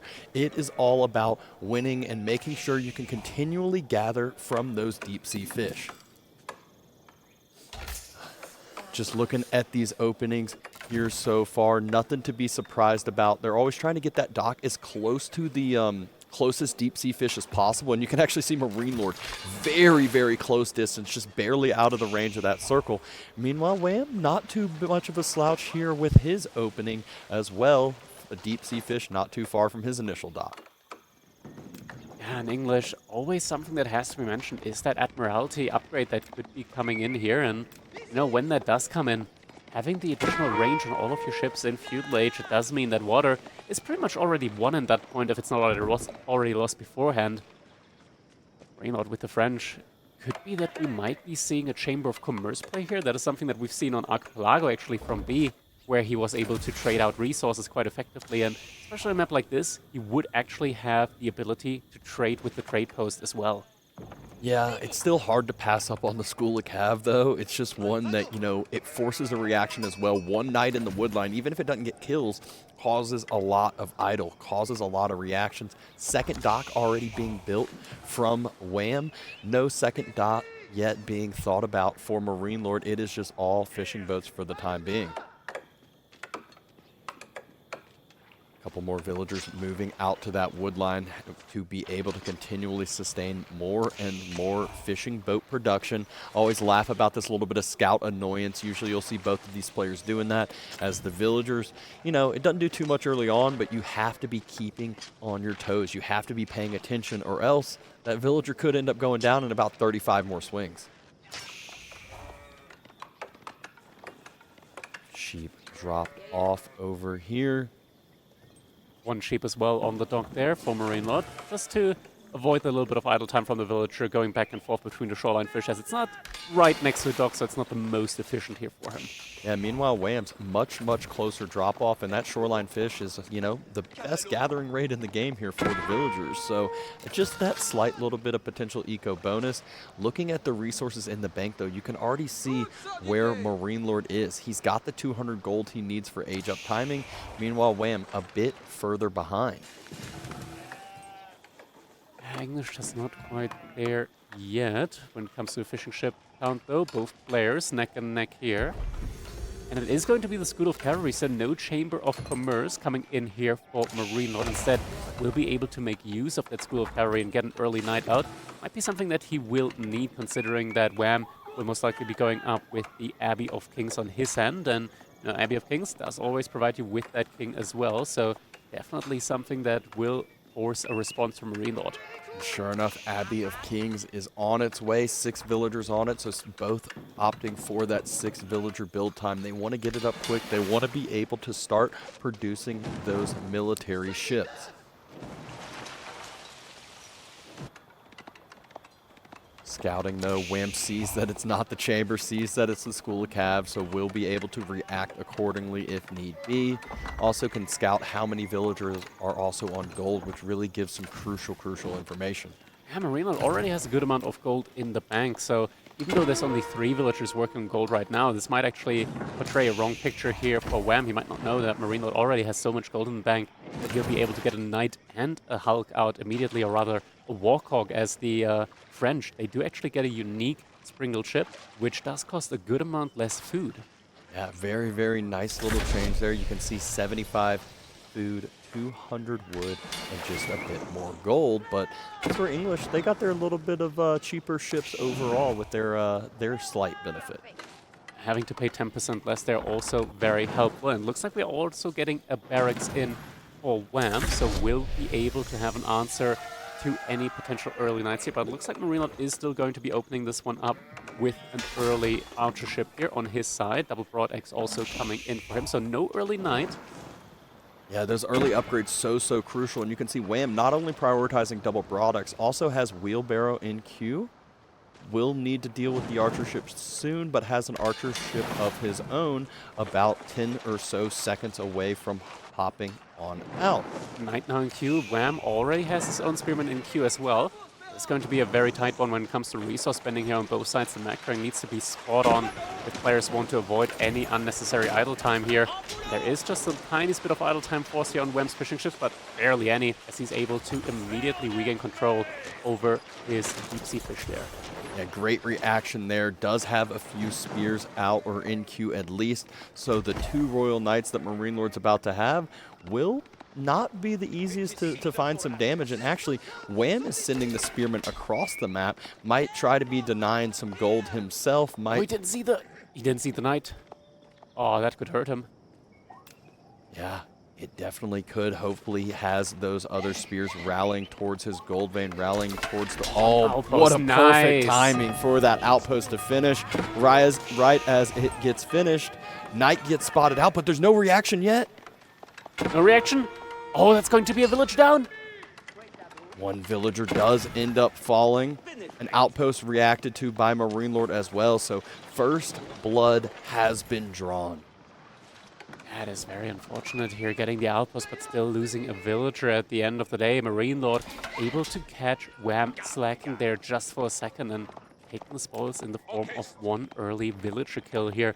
Mind you, MarineLorD with the Frenchy spaceline also producing villagers faster from his main TC, so that means that this early slight lead already extending up to 5 villagers at the moment for MarineLorD. Yep.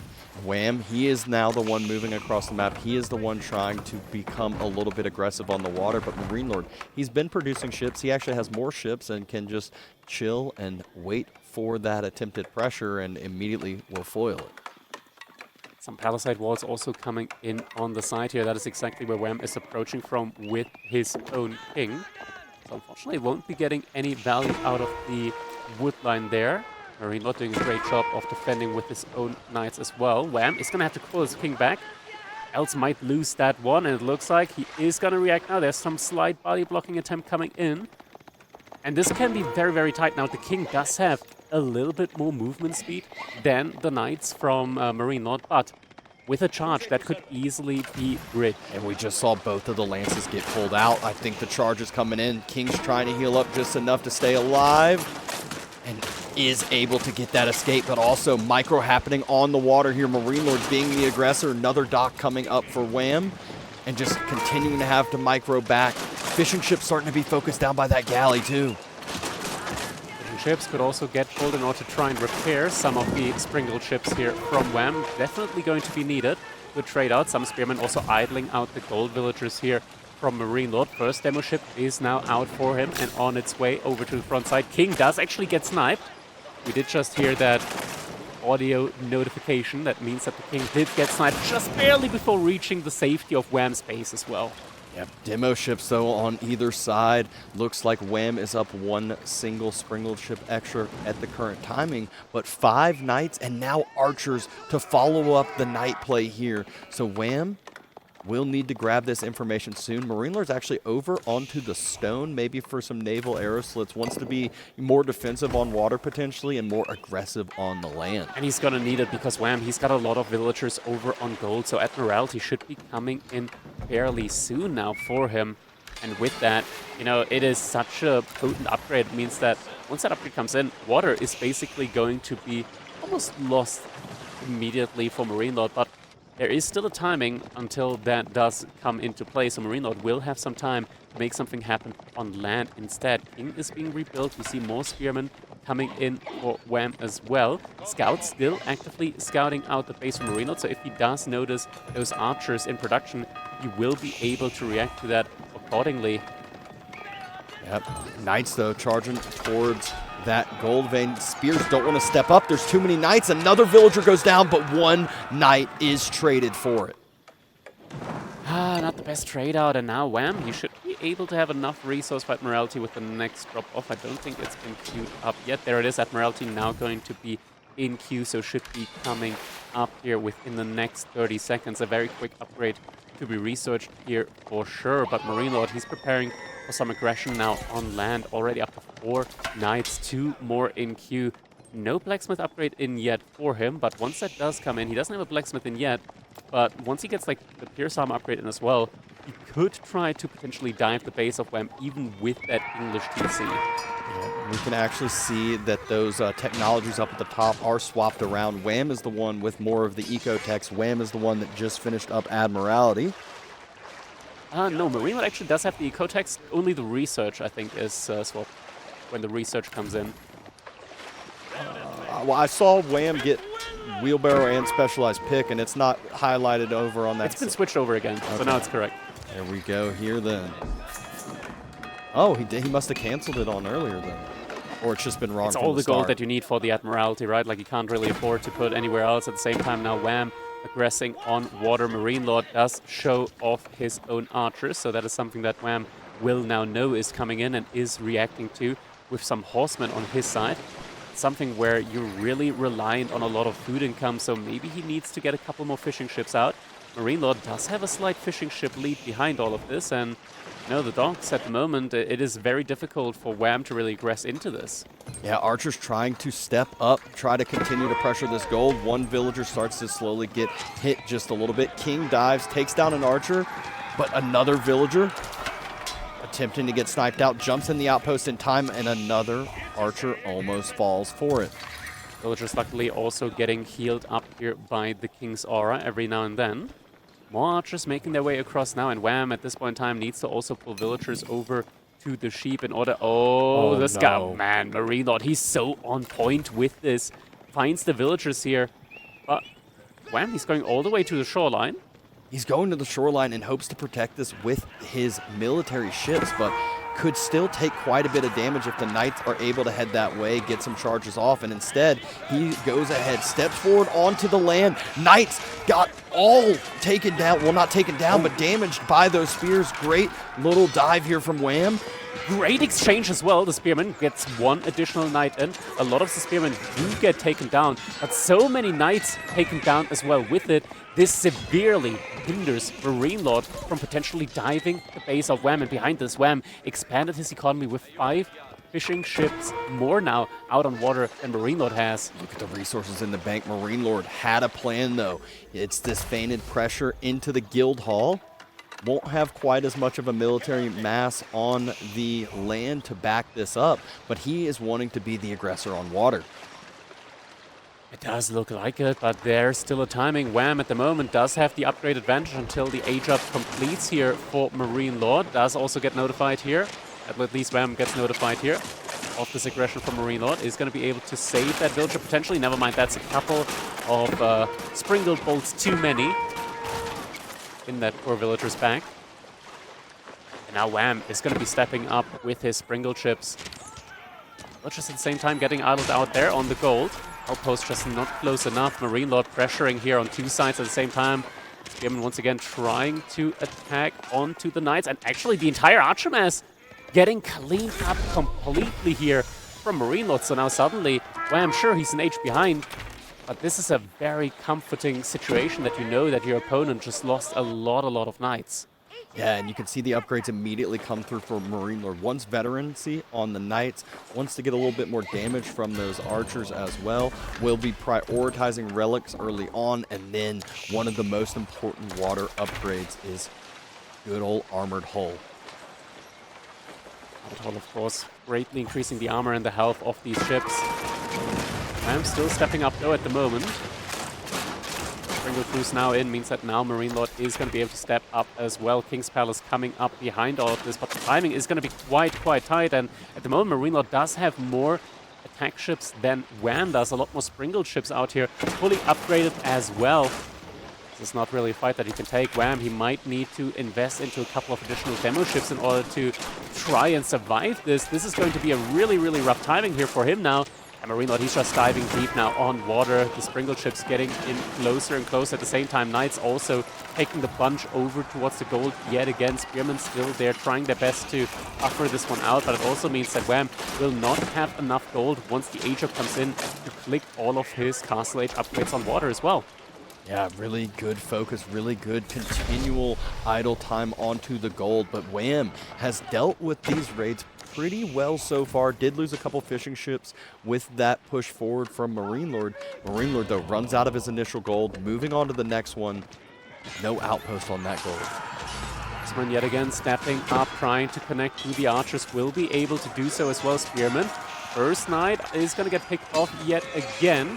Archer's pretty much completely taken out yet again. Another Knight gets taken down. These trades have been insanely well for Wam. Yeah, but MarineLorD still posturing forward onto the water. If he is able to win that water, it could just be game.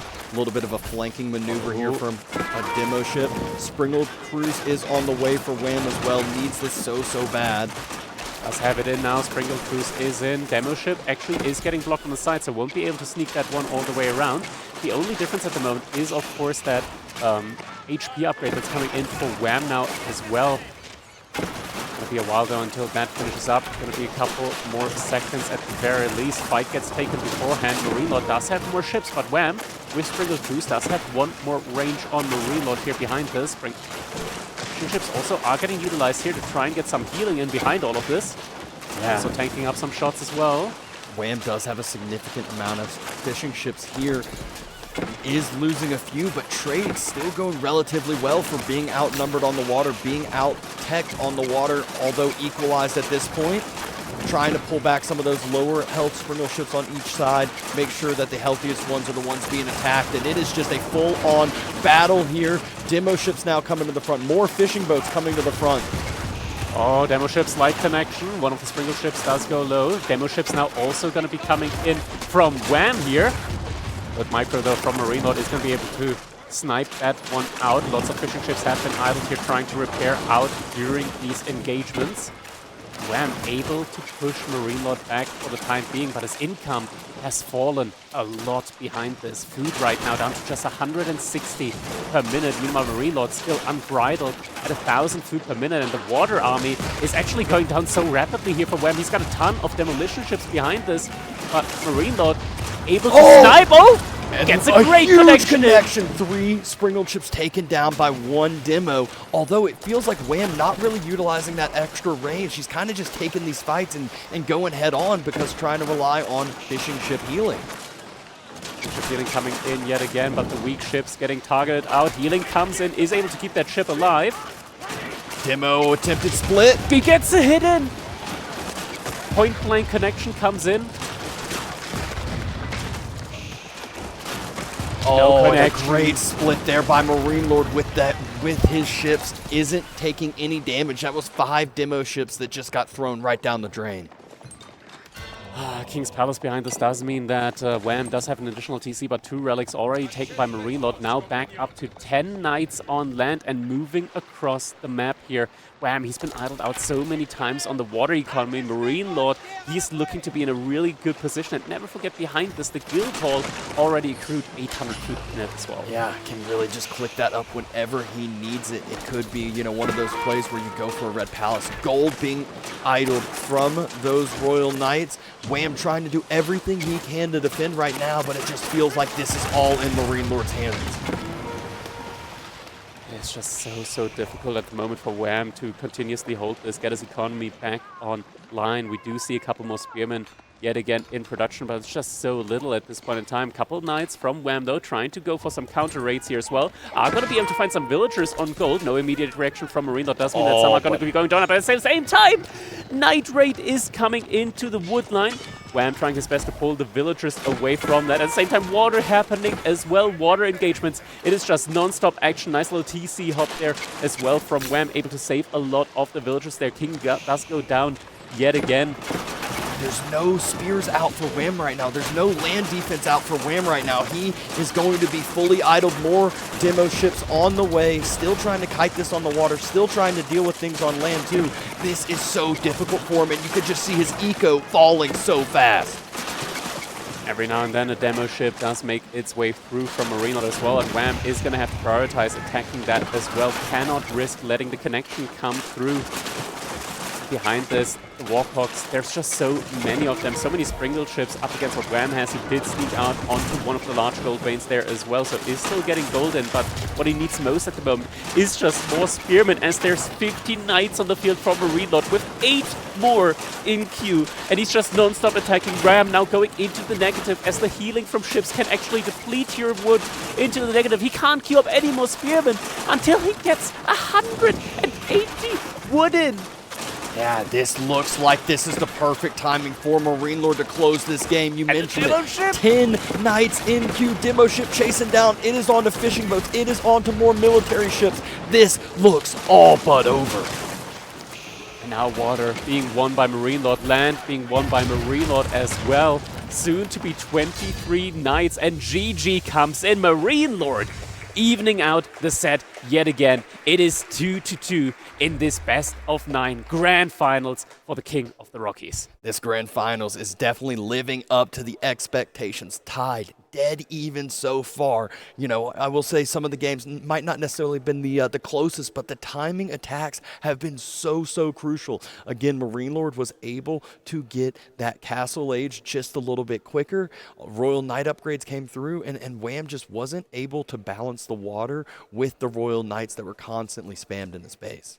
Yeah, MarineLorD just doing such a phenomenal job of just balancing out the macro, balancing out the aggression on land and the aggression on water at the same time. And it's such a difficult thing to do on one of these hybrid maps, right? Like splitting the attention time and time again. And just like that, it looked for a while like Wam might be able to stabilize, but just a non-stop aggression on both sides here from MarineLorD. The knight play on land, eventually winning him this game. And just looking at the resources here, we can tell just how much damage MarineLorD was able to cause with the idle time there on water, with those fishing ships being idled out, as he has gathered over 4,000 more food in this game. Yeah, and it felt like that Admiralty upgrade, which like everyone talks about whenever it comes to English on water, didn't really ever get that payoff. He got it, and then he chilled in his base for a while, and then when the fights did start happening on water, it was just head-on engagements. We're taking the fight, not this kiting back that you expect players to do when they have that extra range. Indeed, so the utilization there, eventually the upgrade, it did pay off, I want to say, like as the fights went on, but it could have definitely, as you mentioned, could have been utilized a little bit better, and that's something that you are reliant on as the English. You gotta win water once that upgrade comes in, because it's just so expensive. You spend 500 resource on that, and we did see MarineLorD being able to just utilize that window of the 500 resources being invested on Wam's side and just go for the age up on his own side. Yeah, and we saw 43 eco kills there a second ago. 43-3. That is just showing you what happens once the steamroll starts. It just absolutely just cratered when it came to Wam's economy. Didn't have spearmen out, was not able to deal with those knights at all. Looks like they're getting locked in for some drafting here soon. Trying to figure out what this map number 5 is, what this Civ matchup is going to be as well. Yeah, it is now up to Wam to decide on the next map in game number 5, the one that they're going to be playing next here in this one. And I think this gets to the point where after 5, I believe it's the 6th on is where you're able to start repeating civs that you lost with. So this one's kind of crucial because you're still canceled out from those few civs that you lost with so far, so you can still try to get a favorable matchup if there's a certain map you're looking for, or maybe the hybrid map you're looking for, things of that sort. Exactly, and just can never forget, big prior pick here for MarineLorD that will be available to him again is going to be the Ruse. Yeah, absolutely. And, you know, we know Golden Heights is still left out on the map pool here. And Golden Heights, I believe Wam, you know, we've seen him play Delhi a few times. We've seen Mongols picked a few times. He has both of those under his wheelhouse. But MarineLorD, you know, has to maybe think of something new. I'm not sure exactly what he has planned for Golden Heights with the civs he has remaining. And it is going to be on Cliffside. We'll be seeing Jeanne getting picked here by MarineLorD up against the Ottomans from Wam. And I gotta say, like, Ottomans up against Jeanne Wam has to be very happy with this one. I don't think MarineLorD expected Ottomans to be coming in here when Frisian Marshes has not been played yet. Yeah, probably feeling really good about the matchup like you mentioned, but MarineLorD, French, JD might not be exactly French, still plays very, very similarly. It still is one that he has that just, that sieve in his wheelhouse that seems to be so much better. Other people don't prioritize him as high as he does, and we just saw his domination with the French, so let's see if he can keep that up with JD's pick. Yeah, it is one of those situations where mid-castle age JD, she's getting like the no range JD allowed, or at the same time no melee JD allowed either mark on her, because Janissaries just deal with both types of JDs really, really well. But if you go for the range type, Sapahi are just going to eat her alive. Absolutely, that is where Ottomans, you mentioned Janissaries already, and French love their Royal Knights. Well, Janissaries are that main counter. If they get to castle comfortably, they can just start massing up those so easy. You can always have that point in your back pocket too, where you call the help, and you get as many, what is it? Usually 8 Janissaries, because usually you have 4 military schools at that point. Exactly. 2 coming in from the TC there as well, so just 3 are going to be enough for 8 Janissaries, and it is one of those oh shit buttons where you click it, and in a situation where you're not okay, you're okay afterwards. But now it is time, ladies and gentlemen. Game number 5 coming to you live here on Cliffside. We're jumping in with the cinematic overlook of the map, and we will be witnessing the one and only Wam01 fighting for his crown here to keep his champion status. He is going to be playing in the color red as the Ottomans. His opponent, MarineLorD, playing as Jeanne in the color yellow. And we do see that early military school coming in here from Wam. Yeah, going ahead and able to get some spears in production, albeit not that quickly, but can find that use over the long courses of the game against JD. We've seen MarineLorD already kind of moving JD around here and there. Wants to be the one to build all the buildings, get her that extra XP that she wants and needs so bad. Usually you'll see right as well, once the level 2 hits for JD, circle around, try to pick up that boar. Sheep count, though, looking to be in Wam's favor so far. Yeah, still 8 sheep remaining on the map, so things could definitely still change up, as we do, of course, have our very nice Cowboy courtesy of And Magical Cow, bringing you these amazing tournament overlays here, so we know exactly where those sheep are out on the map, right as a little game pause is coming in here. Players are just going to be stretching a little bit. Stretching. Talking, thinking. Figuring things out. Looks like Wam's not sure exactly what they're talking about over here. We see Cal standing up, walking over that way, so I'm sure he'll try to get some things figured out. Looks like he's getting a thumbs up. Might have just been something about the in-ear headphones from MarineLorD, and we do continue indeed. Outpost very early on getting put up here for MarineLorD, something that he will want to get eventually anyway, so investment made early rather than investment made late for the safety of that gold mine there. Yeah, a little bit of a pause again. Should get resumed here shortly. Looks like players are still in action, and sure enough, got that little catch up there. And overall, you mentioned it, sheep count, it is basically going to be dead even by the time they end up circling back around fully to their base. MarineLorD, very early wheelbarrow here from him, does substitute now up to 4 villagers on gold, so he's going to be able to still get a reasonable timing in on his own age up there as well. And Wam has that very upfront and forward gold. It's such a short distance from these TCs when it comes to Cliffside, so will need to either rally some spears there early, build an outpost of his own, or potentially drop some of those favorite Wam walls. Definitely a fan favorite here as well whenever they do come in.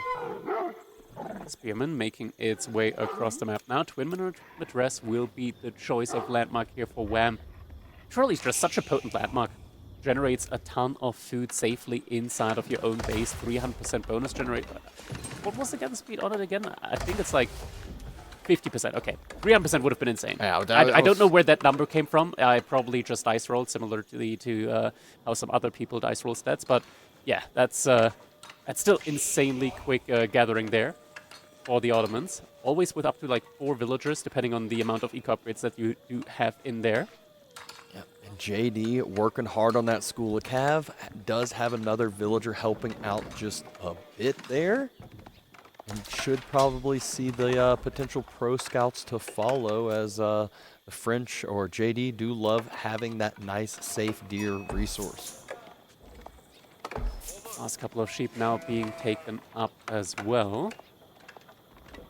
School of Cavalry, just JD and an additional villager working on that. Means that this age up is going to be coming in rather late for MarineLorD. Does pull an additional villager, so will now be speeding it up a little bit as well.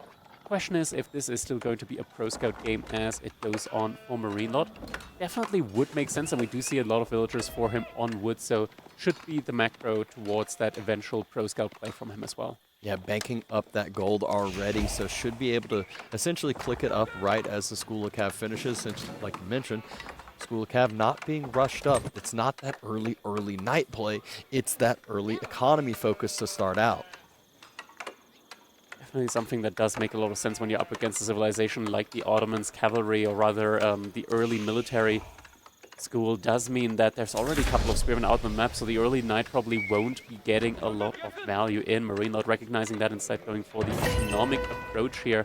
Also going to be able to immediately get Jeanne d'Arc to the next level. The question is, which version will he be choosing here? And we do see that it is going to be Melee JD unlocked. Melee JD indeed, and we just saw Wham drop double production building over on his side. We'll most likely be following that up with a blacksmith pretty soon after, like you see the outline there. It's a stables and a barracks. Sipahi, basically the main heart, the main goal of this civ on the Ottoman side is to just mass as many Sipahi as possible. They just trade so well. We're getting some deer luring coming in as well. MarineLorD at the same time is going to be pulling Pumba over here, is going to be getting an additional 25 experience there for the killing of that boar. Yeah, you do end up typically utilizing that healing, because JD needs to stay so healthy. Outpost outline immediately dropped on that boar as well, so it's not just for the XP, it's also for that early gathering.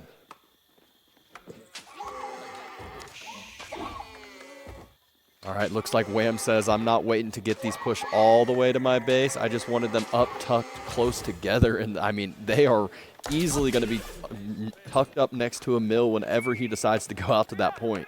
Yeah, I could even go a step further and just drop like a little palisade wall around it as well, just wall the deer in. Would be going the extra mile just to secure those, and now we do see a first knight coming in alongside JD, so JD is going to be the perfect answer here to those spearmen. Wham is going to have to respect that one and is going to have to pull back with his villagers off of gold. Spearman there just in time, though. If it was just one solo one, would have been a little bit too risky, but 2 more came up and able to push that early night on away. Sipahi should start being produced, so Wham might be able to start circling, try to get some aggression of his own, and even getting a second military school rather early. Yeah, Wham still has those 2 villagers over on stone, so eventually we'll be able to even get the 3rd one with the next vizier point, should he so desire. Yeah, it does scout out that boar being gathered from, has a spot that, you know, you might not be able to pick off a vill immediately on that boar, but an easy spot to focus. You can go in and out, force idle time, force those villagers inside. And Sipahi production is looking good for Wham at the moment as well, and we do know Sipahi in mass can even put up a fight up against these knights, and also a very fearsome unit when it comes to these outer pocket resources, resource economies here from MarineLorD, as just a couple of Sipahi would be a bit, enough to potentially burn down outposts and kill the villagers that were gathering on the boar. Yeah, MarineLorD grabbed his first few deer from his side, and as we see now, also being a little bit greedy, grabbing some from the far deer camp on Wham's south side. Wham, though, going ahead, starting to get on deer himself. 3 Sipahi circling. They're going to be going toward that board. They're going to be going to try to idle that on out, not allow MarineLorD's food income to stay as high, to stay as healthy as it is. Wam, of course, also having the option of potentially going for the Imam Vizier point, could be netting himself some additional healing as the game goes on here. Sipahi now approaching the boar. Is MarineLorD going to react in time? He does react. Lightning fast reflexes here, but Wam already has the Pierce Armor upgrade. Could potentially stand underneath the outpost, but does choose to instead rally on around the base here from MarineLorD. Nothing really there, though, to do damage to. Yeah, that's one we already saw the outpost on the gold. We know that Deer's under the TC, so it's going to be hard to find any long-term damage here. Oh Timing on the outpost, that is such a clutch timing here. If MarineLorD had just stuck around a little bit longer, he would have been able to pick off at least 1 to 3 villagers there. Scouts trying to get focused in by those Sipahi, trying to delay the Deer from coming back home. We see the Deer get dropped, run on away. Oh, MarineLorD looks away from his knights for just a little bit of time. Scout falls, and a scout's so important to get that vision, get that information, and it looked like a scout fell on the other side as well. Same time, there's already villagers inside of the outpost on the gold, but 2 more villagers that could be getting picked off there. Wam not marking though. He's going to potentially lose his Sipahi to just a single knight there. Fight is getting taken in the front side here. Sipahi are going to try and take Jeanne Dark down here. Spearman most likely going to just be focusing. Oh, the spinning attack does so much AoE damage and there. The spear's just evaporated. That's what ends up happening with JD when you activated it at that good timing. JD still alive. Another activation. JD falls. The knights, though, there's only a few that ended up dying. Sipahi going to try to chase down, try to get some of those lower health one finished off. It is so important to get these down as well, as we do know knights, they can be healed up again for the French and for JD. So it's so important to take them down. 2 more go down. Maybe more. The outpost is going to be there now. But at least these additional Sipahi did not contribute to the experience gain there for JD, so Wam can still be somewhat happy with that. But of course, 6 knights still alive, 4 of them very much battered and bruised at this point in time. Those just being able to get healed up is so much value. And he bought back JD when he had almost enough resources to age up. This is going to set MarineLorD quite a bit back when it's time, in regards to his timing to age up now. Yeah, has 16 villagers on that gold, so thinking he can still time it up pretty quickly. 2 of those knights basically out of the fight right now. Chivalry coming in as well. Still not going to be more than a minute for him to get that age up in. Wam, behind this, is he also... Yeah, it looks like he's also looking for that age up. A lot of villagers on gold. A little bit of mismacro there as well at the moment, as he's going to be lacking the food for the age up. Gold will be idled out here for a bit. Knights trying to dive on in. Villagers, though, they run forward instead of back on home. A big spin from JD. Look at how low all of those spears just got. This is the type of moment where you really would want to have that Imam Vizier point instead, though. Wam, he did decide to go for the additional military school. Already has that one up and producing now. So at least has 1 additional scaling point here for him, and both players getting relatively close now to that age up. MarineLorD still has some knights in queue, could cancel them and be even quicker to his own age up. But no, even more knights in queue. Does he want to commit to an engagement now? I mean, it seems crazy. He's got 1,100 food in the bank, needs to be able to use that food on something. Usually these players are so good at just keeping low resources if that's their plan. But 1,200 food, Wam's 1,200 food, we know why. It's the MIA now being dropped, now being built. MIA coming in indeed, and Sipahi at the same time from Wam just trying to, you know, pull the army back a little bit here from MarineLorD, is going to force the attention from MarineLorD over to those Sipahi, so he isn't immediately going for the aggression up against Wam, but that might change as soon as that age up comes in. And giving himself some of that precious time that he needs when there are 11 knights out on the field, 6 more in queue now. MarineLorD is not stopping. It's not Castle Age thoughts at all. It is just knights, and more knights. And this Wam, he's still producing a couple of spearmen, but it's just 10 up against the mass amount of knights that MarineLorD has at the moment. He does, of course, spot the knights out, though, and is now pulling... or rather producing even more spearmen actively behind this as well. But this is still potentially going to be a very rough timing. He's still very far away from the next Vizier point. That could be the panic button that he has access to, of course. We did talk about it, right? The 8 Janissaries that could be coming in. with those military schools. Yeah, so crucial to end up starting to get those Janissaries out against the military mass that MarineLorD has. And finally, he does cancel some knights in queue, doesn't continue the production. Royal Institute's on the way now that Wam has finished his castle. So MarineLorD, he is very much going for the all-in type play here up against Wam. So he doesn't want to make this one a long game. He wants to go for the aggression play. A lot of villagers on that age up as well. Sapahi might potentially spot that landmark out. Nope, they're actually getting forced away by those knights. So MarineLorD not handing over the information as to the landmark choice that he did opt for. Other knights spotted out. JD spotted out by this outpost, but outpost will be burnt. Outpost will disappear soon. Finally, we see the first Janissary in queue, and MarineLorD's Castle Age finishes. With Castle Age now on the way, we do of course get that veterancy upgrade now in as well for MarineLorD. Biology surely soon to follow as soon as he has the resources for it. Already has a lot of gold for it in the bank, but just needs a little bit more food as well. Speaking of gold, that first initial gold bin has run out for MarineLorD. Already moved over to a second one. Not sure if he's built outposts. Not sure if he has protection over there, but and the Sapahi are sure to keep roaming. Veterancy now has come in on the Knights, and this is the moment in time where MarineLorD might be thinking about just taking an engagement here. JD getting left behind just a little bit. Knights are going to be covering for her. Couple of Sapahi go down. The spears, what a good job by MarineLorD, noticing the spears aren't all there. Able to turn, able to get the pick off without the whole army grouped in together. Another big AoE by JD. Those spears, they're so hurt. You can't be focusing JD here either. And Wam might just lose his whole military. And there it is. Which one is it going to be? It should be the Riders, but no, instead actually going to be going for the men-at-arms, the champions. So we'll be able to have another way of dealing with those Janissary Company has been utilized. He needs it after losing that fight that bad. It's one of those he wishes he would have just waited to have those Janissaries in the first place.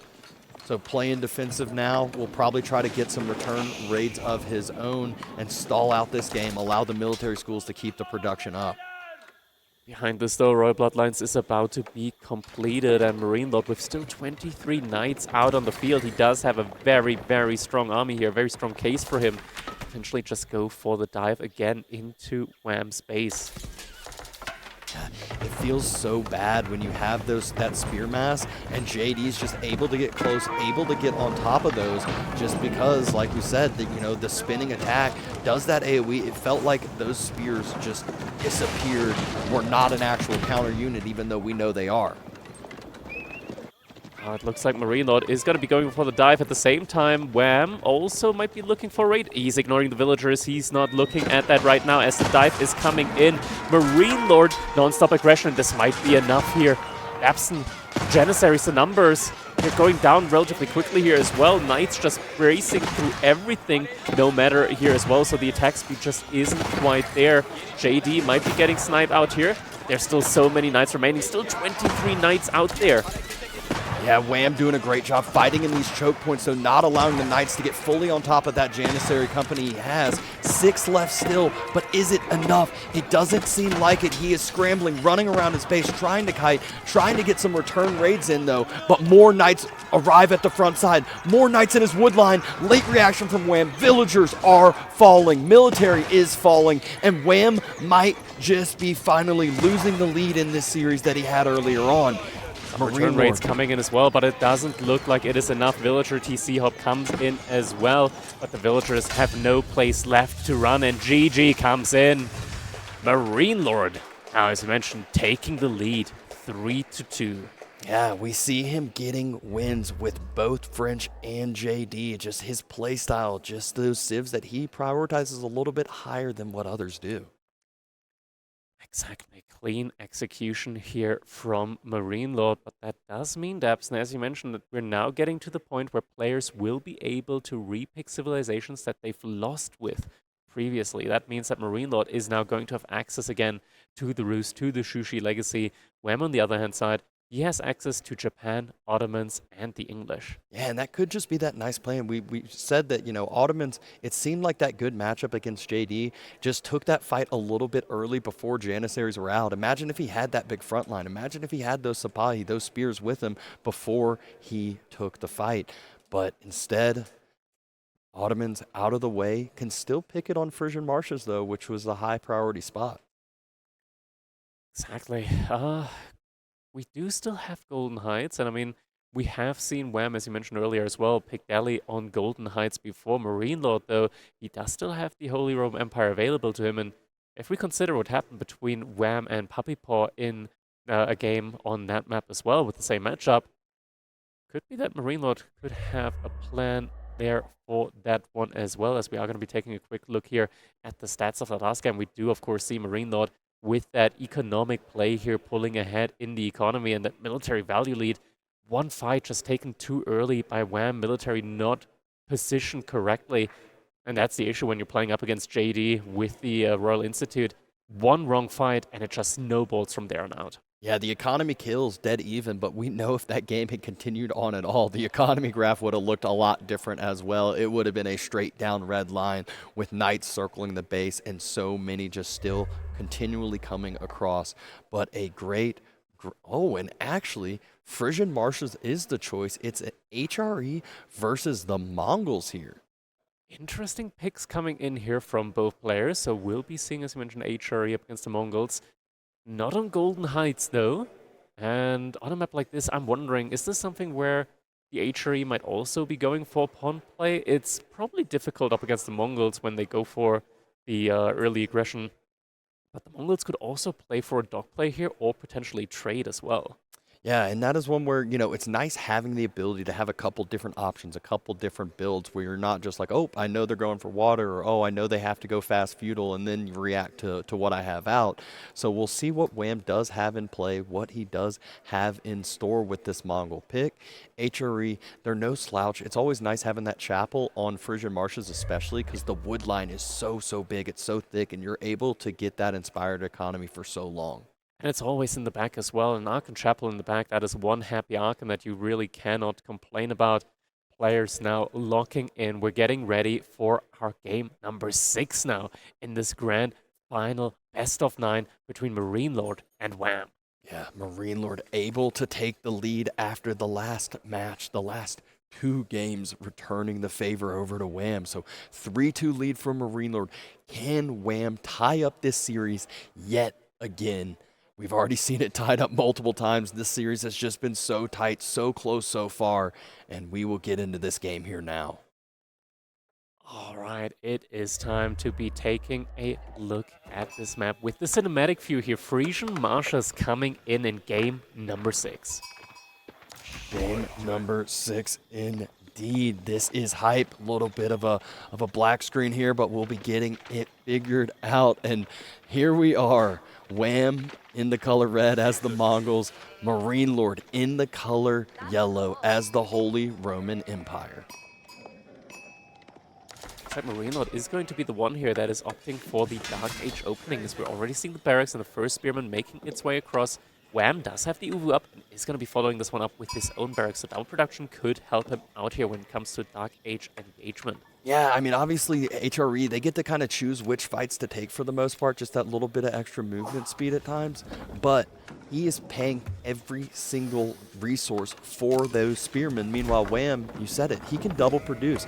He can continue to just build up that mass and not have to pay the full amount. So sometimes HRE kind of forced to spend more resources, stay in Dark Age just a bit longer. Nice little Gero pool there, able to pick off 3 sheep in the back of his base. It's going to help him in a prolonged Dark Age battle for sure. Won't have to return with the Khan too early. First Spearman now gets revealed. Yeah, first Spearman is revealed. Actually gets charged by the other 2, so a little bit of damage so far. Can get healed up, and the Khan doing a great job slowly damaging the other spear, so not allowing that full rally forward, and at least even if it does get there, a tiny bit of damage taken off, which, I mean, I've seen so many times with these early spear fights that sometimes just 4 health can prove to be the difference in stacking up your numbers. That is 100% accurate here in this, behind us, both players still massing up spearmen. Wam did just send a single villager, now the second villager out to gold, so will slowly but surely also be looking for a feudal age play. Khan does have vision on those spearmen, is also able to get a couple of shots in on them every now and then. Yeah, it was surprised MarineLorD didn't just opt to try to kill some of those sheep, just proved to be some annoyance there. Villagers have been pulled out to gold now from MarineLorD. Should drop a mining camp here soon with the next drop-off. And so has stopped that spear production, is wanting to go ahead and go up to feudal just as Wam knows it, though. I believe his Khan got the vision of that gold movement. And just to reconfirm, is going to be going over there one more time. Can just prop down the eagle here as well. Some retaining information on that area. Now spears are starting to move across. MarineLorD does have one extra spear in comparison, so Wam does have to be careful in overstepping. The boundaries, can't start losing those, can't allow your opponent to start that snowball. MarineLorD actually still actively producing spearmen, probably a little bit fearful of Wam potentially trying to go for this engagement right now as he's trying to find his own way to age up. But Wam, excellent macro here. Now finding his own age up. Deerstone's going to be coming up first for him. Yeah, and just like we mentioned, MarineLorD was forced to kind of overproduce those spears, maybe made a few more than what was needed, but have to respect that Mongol army, have to respect that double production potential. Meanwhile, Wam now starting to stack up stone in the bank, so we'll see what he wants to use that for in feudal. Oh, another double production actually in queue here. So a couple more spearmen just to fill the gaps at the moment. And with that earlier age up timing, well, now with 6 villagers on it for MarineLorD will equalize the timing for the most part. So no huge advantage, you know, as far as getting an early upgrade on the spearmen, getting them hardened and trying to take that fight sooner. Khan at the moment just arriving here, trying to be a little bit annoying.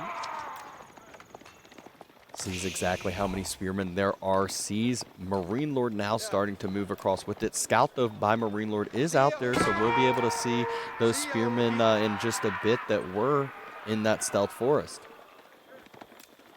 Yeah, has the knowledge on just how many spearmen Wam has. Knows, though, that the Khan has done some good amount of damage to his own spears. I do believe that he actually did use his prowl to heal him back up again.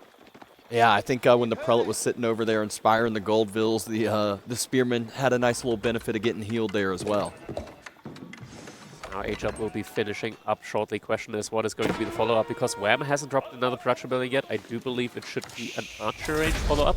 But looks like a villager is also moving out to potentially drop the dock now as well. Here we go. First charge comes into play. Wam is the first one to connect. First one to get some damage on. Movement speed arrow utilized. So trying to get a little bit more. Villagers forced off of the gold. A little bit of idle time here does help him out at least a little bit. Scout does find the dock as it's getting dropped out though. Hardened upgrade finished for Wam. Archery range is dropped by MarineLorD. Khan just still proving to be so annoying. The Khan's great at also just being able to try to snipe out some of those lower health spearmen and just focusing down the correct ones, not allowing for as easy micro from your opponent. Yeah, MarineLorD, now that he did spot out that dock play from Wam, is also moving out with a villager of his own in order to get his own dock out on the map. Wam, though, already has his first produced batch of archers out on the map, trying to make their way over towards the side of MarineLorD. MarineLorD now also following up with his own archers, but from a single archer range, he's not going to be able to get them out as quickly as the second double produced batch is now already on its way from Wam as well. Yeah, so even though MarineLorD may have that defender's advantage, Wam has the advantage of producing those extra units at times, so could try to get this timing, but Doc will end up finishing, will end up going up. And it looked like a stables was being built by MarineLorD as well, probably to try to not allow those villagers out onto the ponds to continue to move, continue to build. This will be a reaction to the archers, but there's still spearmen out, so the engagement will need to be taken carefully. Wam actually pulling a couple of spearmen back towards the docks as well. He's going to be going to try and snipe out that scout. Scout is going to give off a little whistle here. Not sure if that is going to be enough, though, to alert MarineLorD to the presence there. And indeed, at the same time, it looks like the scout has been taken down. Scout taken down. Archers trying to snipe down these spears as well. Numbers are favoring now MarineLorD at his home. Wam had a few of those spears pulled back like we saw to get that scout and decides to just tuck tail head on home.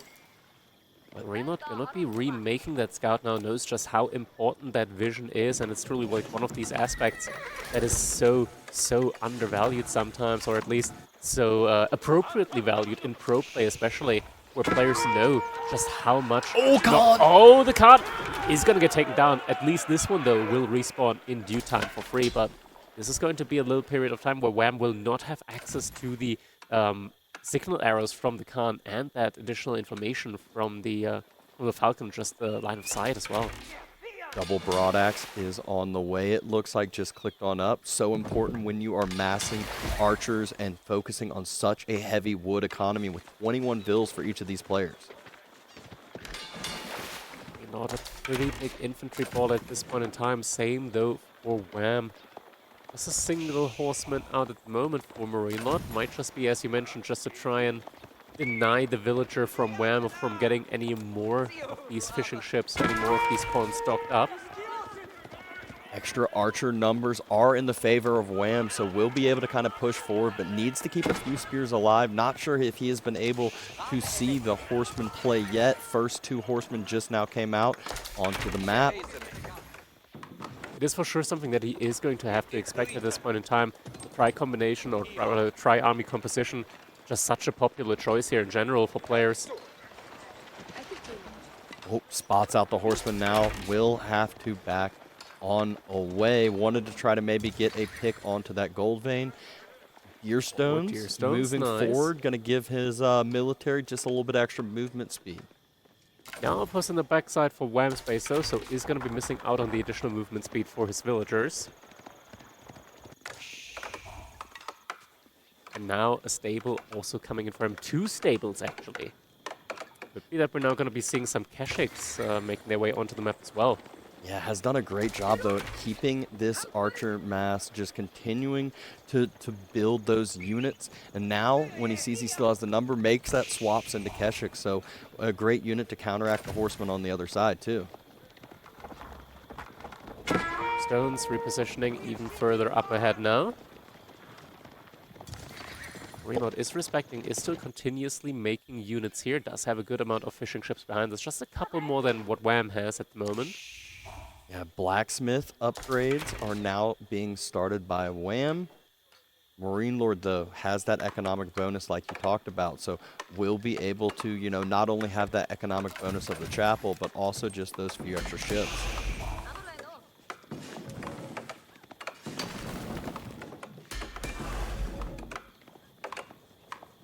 All right. Oh, so he already has Steeled Arrow in. I believe that, again, MarineLorD is the one who is getting that finished up. Yep, just got the overlay swapped on over to do that. Yeah, and behind us now, Wam is getting his first double produced batch of Keshiks out as well. But no, it looks like it was just more archers that got double produced for him. Two single produced Keshiks out at the moment. Are going to be able to deal with those horsemen that are currently harassing one of the docks from Wam. Yeah, and first blood has been drawn as far as the economy goes. Those horsemen were able to pick up that villager that Wam had sent out, that Wam had moved out to continuously build up those docks. Spearman trying to push these horsemen away, and MarineLorD decides to send his villager on home, it looks like.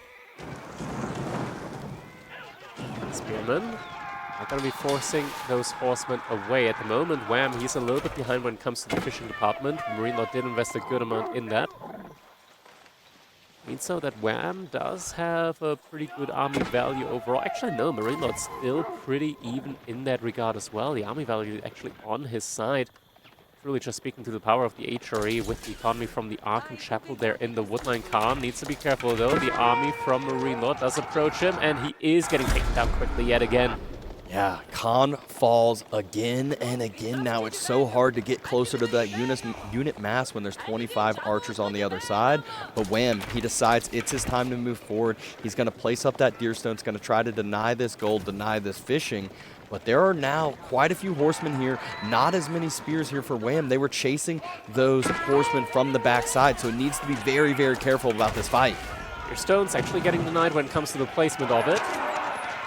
Now the fight is being taken. Deerstones is getting put up. Oh, Khan's Hunter is getting taken down just before the fight gets taken. Spearmen arriving, but they're coming in from unfortunate positioning here, allowing the archers to do some great damage to them. Yeah, Keshik's took some hits so far. You can see what Wam is focusing on, trying to snipe down all of the spears on the other side. Then his Keshik are free to take the fight. There's only one spear left now from MarineLorD. Needs to queue up a few more, needs to run on home because those Keshiks, they now counter everything that's out on the field currently. Ooh, and the Deerstones in the back, so when Wam pushes MarineLorD back further, he is actually going to start benefiting from that bonus movement speed. Yeah, MarineLorD forced to take this fight, forced to step up.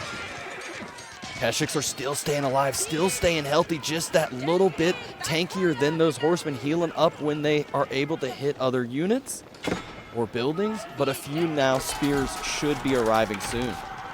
Horsemen all very low HP though. Keshiks very low HP as well at the same time, and MarineLorD has just slightly more archers here. But the Deerstones from Wam, unfortunately, now behind enemy lines. It's going to be difficult to get that one back to safety, so it could be that this landmark is actually getting taken down now. And you can see the resources per minute graph has been spiking upwards for MarineLorD. It's that extra fishing, it's that chapel economy as well. But Wam needs to try to do something to equalize this. Moves out to the deer, moves out to some of these further out resources. Khan is now back alive. Keshiks stepping up forward yet again. Horseman still very low on the health. And taken down. Only a few spears out for MarineLorD again, but able to connect onto the Keshik, able to take down both of the actually not quite yet the last one, but there aren't many horsemen left for MarineLorD now on the front. More reinforcement Keshiks are going to be coming in behind this. And every time he tries to just go for an A-move attack, reinforcements are getting stuck on the Deerstones actually, so this does help Wam out significantly. Khan gets sniped out yet again. Khan does get sniped out, but there's a Keshik still on the archer, cleans up the rest of those horsemen. No spears on the front side. Wam has done such a good job of just continually sniping out these spears. Villager almost gets taken down, but still has the Deerstones there, still able to pump these numbers up and having that better, stronger front side. Still, it is difficult. MarineLorD doing an excellent job of just pulling back the archers and kiting time and time again. Archer count neck and neck between the two. Wam, though, reinforcing with even more Keshiks now. 6 on the field, 3 more in queue. MarineLorD had to abandon his plans of a fast Castle Age follow-up now behind this. Still lots of food in the bank, or rather lots of food coming in on his side. Wam could be shifting the fight now a little bit onto the waterfront here. Yeah, no Keshiks have tried to break off, tried to do any raiding. It is all about winning one engagement, getting the numbers and starting to have those numbers climb up in comparison to HRE. No, up to 9 Keshiks, 3 more in queue still. We're getting to these dangerous numbers where MarineLorD, he's going to have to be really, really careful. He needs to be on top of his game as per usual. Fight soon will get taken. 10 Keshiks now. These are some pretty big numbers here. Mind you though, Keshik, not the strongest knight in the game in Feudal Age, but still very high value in comparison to the horsemen. The fight is being taken now. Spearmen are getting being sniped out there by Wam. He's doing a great job of focusing those down. Still has a lot of those archers that occasionally just hit the Deerstones. The A-moving, like you said earlier, is just beginning to get a little bit frustrating. A few spears are moving to the front side. Wam going to attempt to continue to snipe those down. Will this be a fight that he can take? Will this be a fight that he can win? Still has the movement, stepping forward again and again, but doesn't want to take it under the outpost either. Keshik reinforcements coming in. Khan coming back onto the field yet again. Khan's Hunter has been sniped out yet again. Another charge coming into play.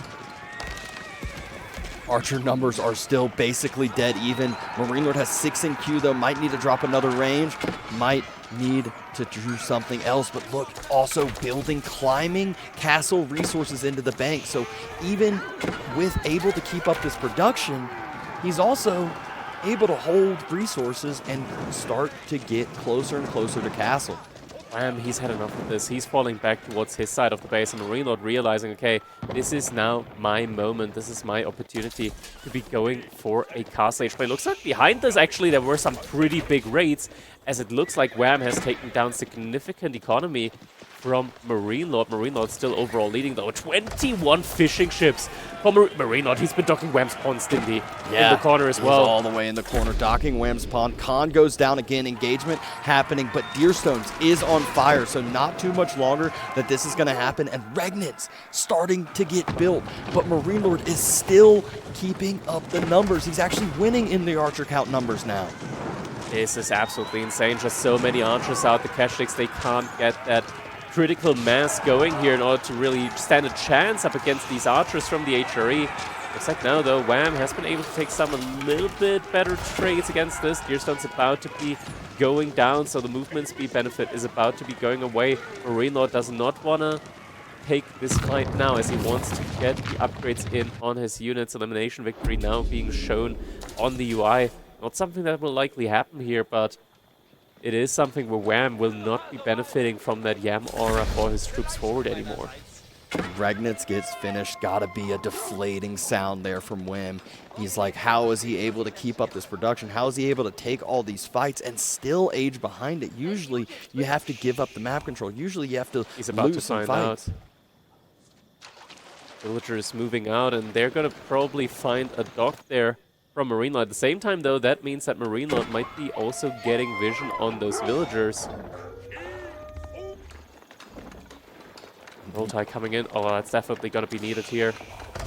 Military for MarineLorD, though, starting to posture forward, waiting on those veterancy on the archers. Looks like he's getting ranged 2 armor, and then that's really where this big archer battle fight is just going to be so easy for MarineLorD. There it is. Wam now realizing that MarineLorD has been docking his pawns as well. Rolltie, more villagers getting pulled to complete that one up. Uvu not able to get finished. Kurultai is in a very dangerous spot. MarineLorD's army stepping forward. It's not just the army, it's every single thing here. Villagers now falling, and the military for Wam looks like it is going to be falling as well. Those veterancy archers are so strong right now with the extra upgrade just now coming through on the ranged armor, and immediately ranged damage coming through and in queue as well. Wam, he just had to sacrifice 18 villagers to be able to get that Kurultai up. Such a heavy hit to his morale now as well, and doesn't have enough resources to be getting the veterancy upgrade in on his archers behind. This outpost does get put up. Is gonna getting a little bit more damage from them. Villagers seek shelter, moves them forward. And if we thought the economy difference was bad before, look at it now. Up 30 economic units, already up in military significantly as well. Marine's just going Imperial Age behind this. Look at how many resources he's got in the bank. Nope, that's reinvest. I was about to say he has the ability to do so if he wants, but decides to get a few more knights out and about. And those knights are not Keshiks. They're much stronger than those Keshiks that have not yet been upgraded either. On the archers soon coming in for Wam now, but this is such a precarious spot. Definitely far behind now at the moment. Almost 30 villagers. He started actually making a trader from the looks of it. I do see one trader in the UI being shown. Yeah, yes, it looks like one single trader that's been moving back and forth, or maybe it just got clicked one single time. That trader and a dream. That one Keshik able to pick up a single villager, but will cost him his life as being chased down by a few other knights. MarineLorD pulled back and is now waiting. Maybe now is his thought. Maybe now is when he wants to go Imperial Age. As I say that, though, 6 knights in queue. Kind of just playing with his options here. Some farms also coming in, so farm transition on its way as well. I'm investing into some horsemen. Good thing for him is that the archers with the Kurultai are actually going to be able to do significant damage even up against the knights. Yeah, I mean, but MarineLorD, look at the relics he has in already. 3 relics secured in docks, most likely. And 2 more in his hands. So this is, you know, what they call Exodia over here for HRE. All 5 relics with the Regnitz Cathedral. He's going to have too much gold that he knows what to do with. 13 villagers on gold, more than 1,000 gold per minute. Prelate looks to be sniped off though, so won't be getting that one relic in as well. Maybe was attempting to go place it in that corner dock. Trader is getting found out potentially here as well. The army from MarineLorD is making its way across. MarineLorD still seems like playing with this food a little bit. 16 knights now out onto the field. Wham's trying to mass up crossbows to deal with that, but that's one where MarineLorD could just step forward with his archers, try to snipe down the crossbows, keep those numbers thin. Military count still in favor for MarineLorD. Wam not really having an option here, not really having a chance here of catching up in the numbers department at all, as MarineLorD just continuously reinvesting into those knights. Now also has enough stone for a keep, so could be starting to lock down the large gold veins or the sacred sites on the map as well. Yeah, and this is so difficult for Wam. He's trying to get some return raids. He's trying to do something to get some damage on the other side, but every single time he gets over there, MarineLorD's queue is non-stop with knights, so 5 knights pop out as he goes and sends 2 Keshiks across. Looks like the trader did get taken down by MarineLorD. Yeah, and keep is being built on that central sacred site. Will allow that tick to start. MarineLorD looking like he doesn't want to take the fight, even though it seems like he has the mass, seems like he has the unit composition to be able to do so. Villagers have to be pulled off the keep, at least for the time being. But MarineLorD, he steps forward. He's A-moving with these archers, sniping down those backside crossbows is the goal. But the knights, they're just so tanky, and there are so many of them. This might just be it if he's able to continue to push forward, continue to take down more and more of these units. Wam doing the best he can to kite with the crossbows he has, but it's just not going to be enough. He can't take down the knights as fast as the crossbows die.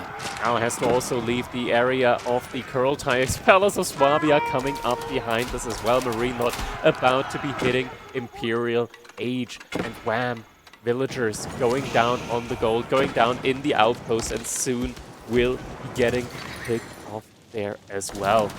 Yeah, so Wam was able to take the first 2 games, or not first 2 games, but 2 of the first 3. Had a lead on MarineLorD, but MarineLorD has come back so swift, up 4-2. It is now match point in this best of 9. Indeed, match point. MarineLorD looking strong here so far. Wam, he has to refocus now if he wants to come back in this set. Quick little shout out here yet again, as we are nearing that 5,000 donation goal to make this an S-tier tournament. Once again, check out the Match Arena !donate in the chat if you want to help us support Age of Empires 4 esports and help support Rising Empires, and especially the players here, as every little bit does go towards the prize pool to make this an S-tier tournament. LAN from Rising Empires in Denver, Colorado. Yeah, 1,900 away. We are getting closer and closer after each game. If everyone just throws in a couple bucks, all of a sudden we'll be there in a blink of an eye. But look at the graphs. It doesn't even tell the true story. The resources gathered, 12K in MarineLorD's favor, but it's those early fights that he's able to take and trade efficiently while still banking resources behind. It feels like it all comes back to that play with the docks, right? Like starting to dock not just your own pawns, but also your opponent's pawns. It just gives you so much more resources, and we can tell by the economy count, just MarineLorD pulling ahead further and further and further, means that Wam, he was struggling, massing up enough units to push into MarineLorD's base. He felt like he might have an opportunity to do significant damage there, and he did trade out effectively. It's just that there was so much more coming in on MarineLorD's side than there was on Wam's side. Yeah, and that early couple horsemen that he was able to move out with, MarineLorD, he was able to go take down that villager that Wam had out on those ponds, continuing to probably drop a few more docks. So that is what denied Wam's expansion onto more and more of those ponds. Meanwhile, MarineLorD's villager continued to move out, continued to go further and further and further. So always gets difficult at times when your con goes down, when you're having to focus in on that main central point.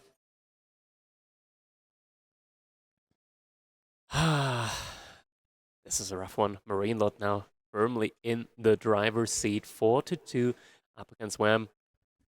There's also the moment in time where players are starting to just want to try and refocus a little bit, taking just the shortest of breaks here.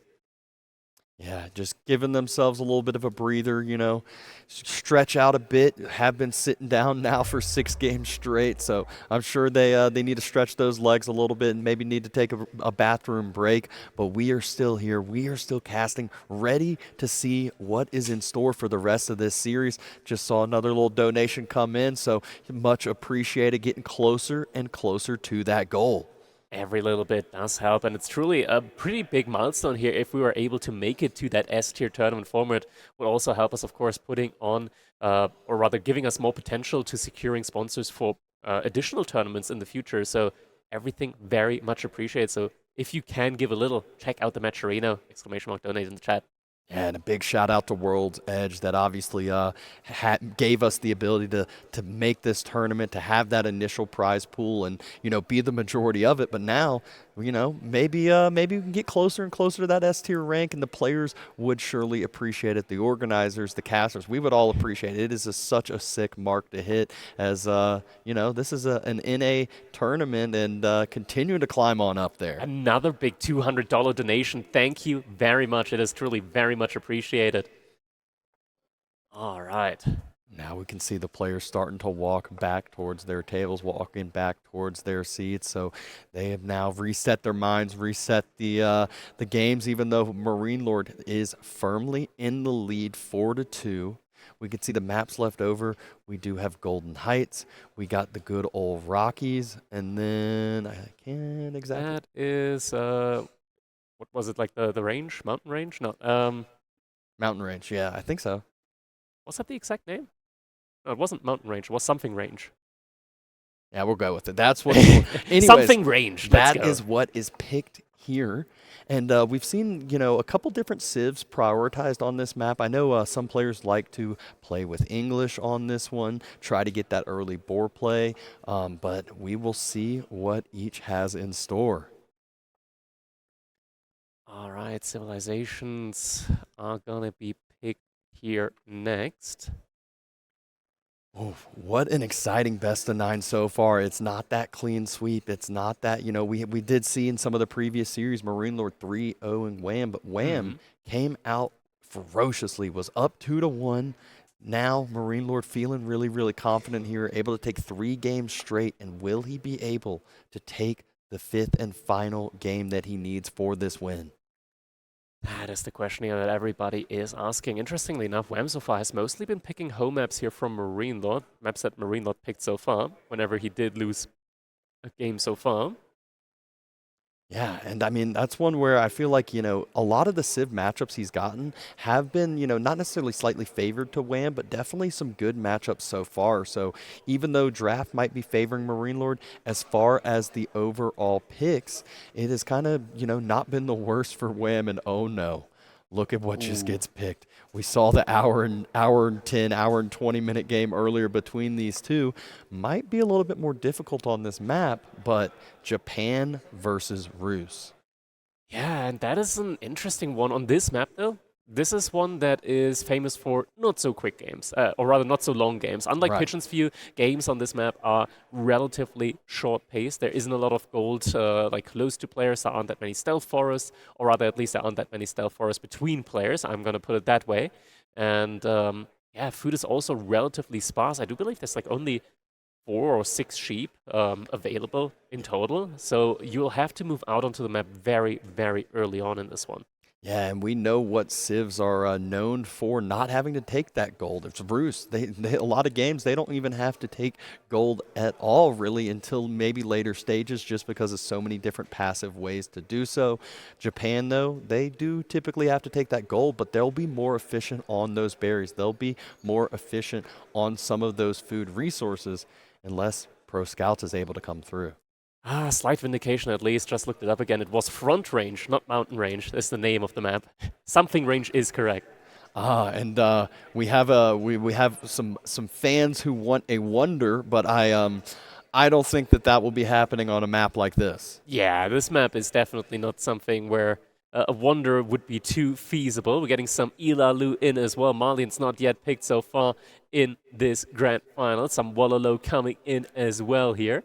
Yeah. Great audience participation. trying to block the Ilalu. He's having priorities here. He wants the Wololo over Ilalu, and we'll see. I mean, obviously, Wololo plays are very, very hype. We had seen one earlier in this tournament. I remember a big one last year in the tournament as well.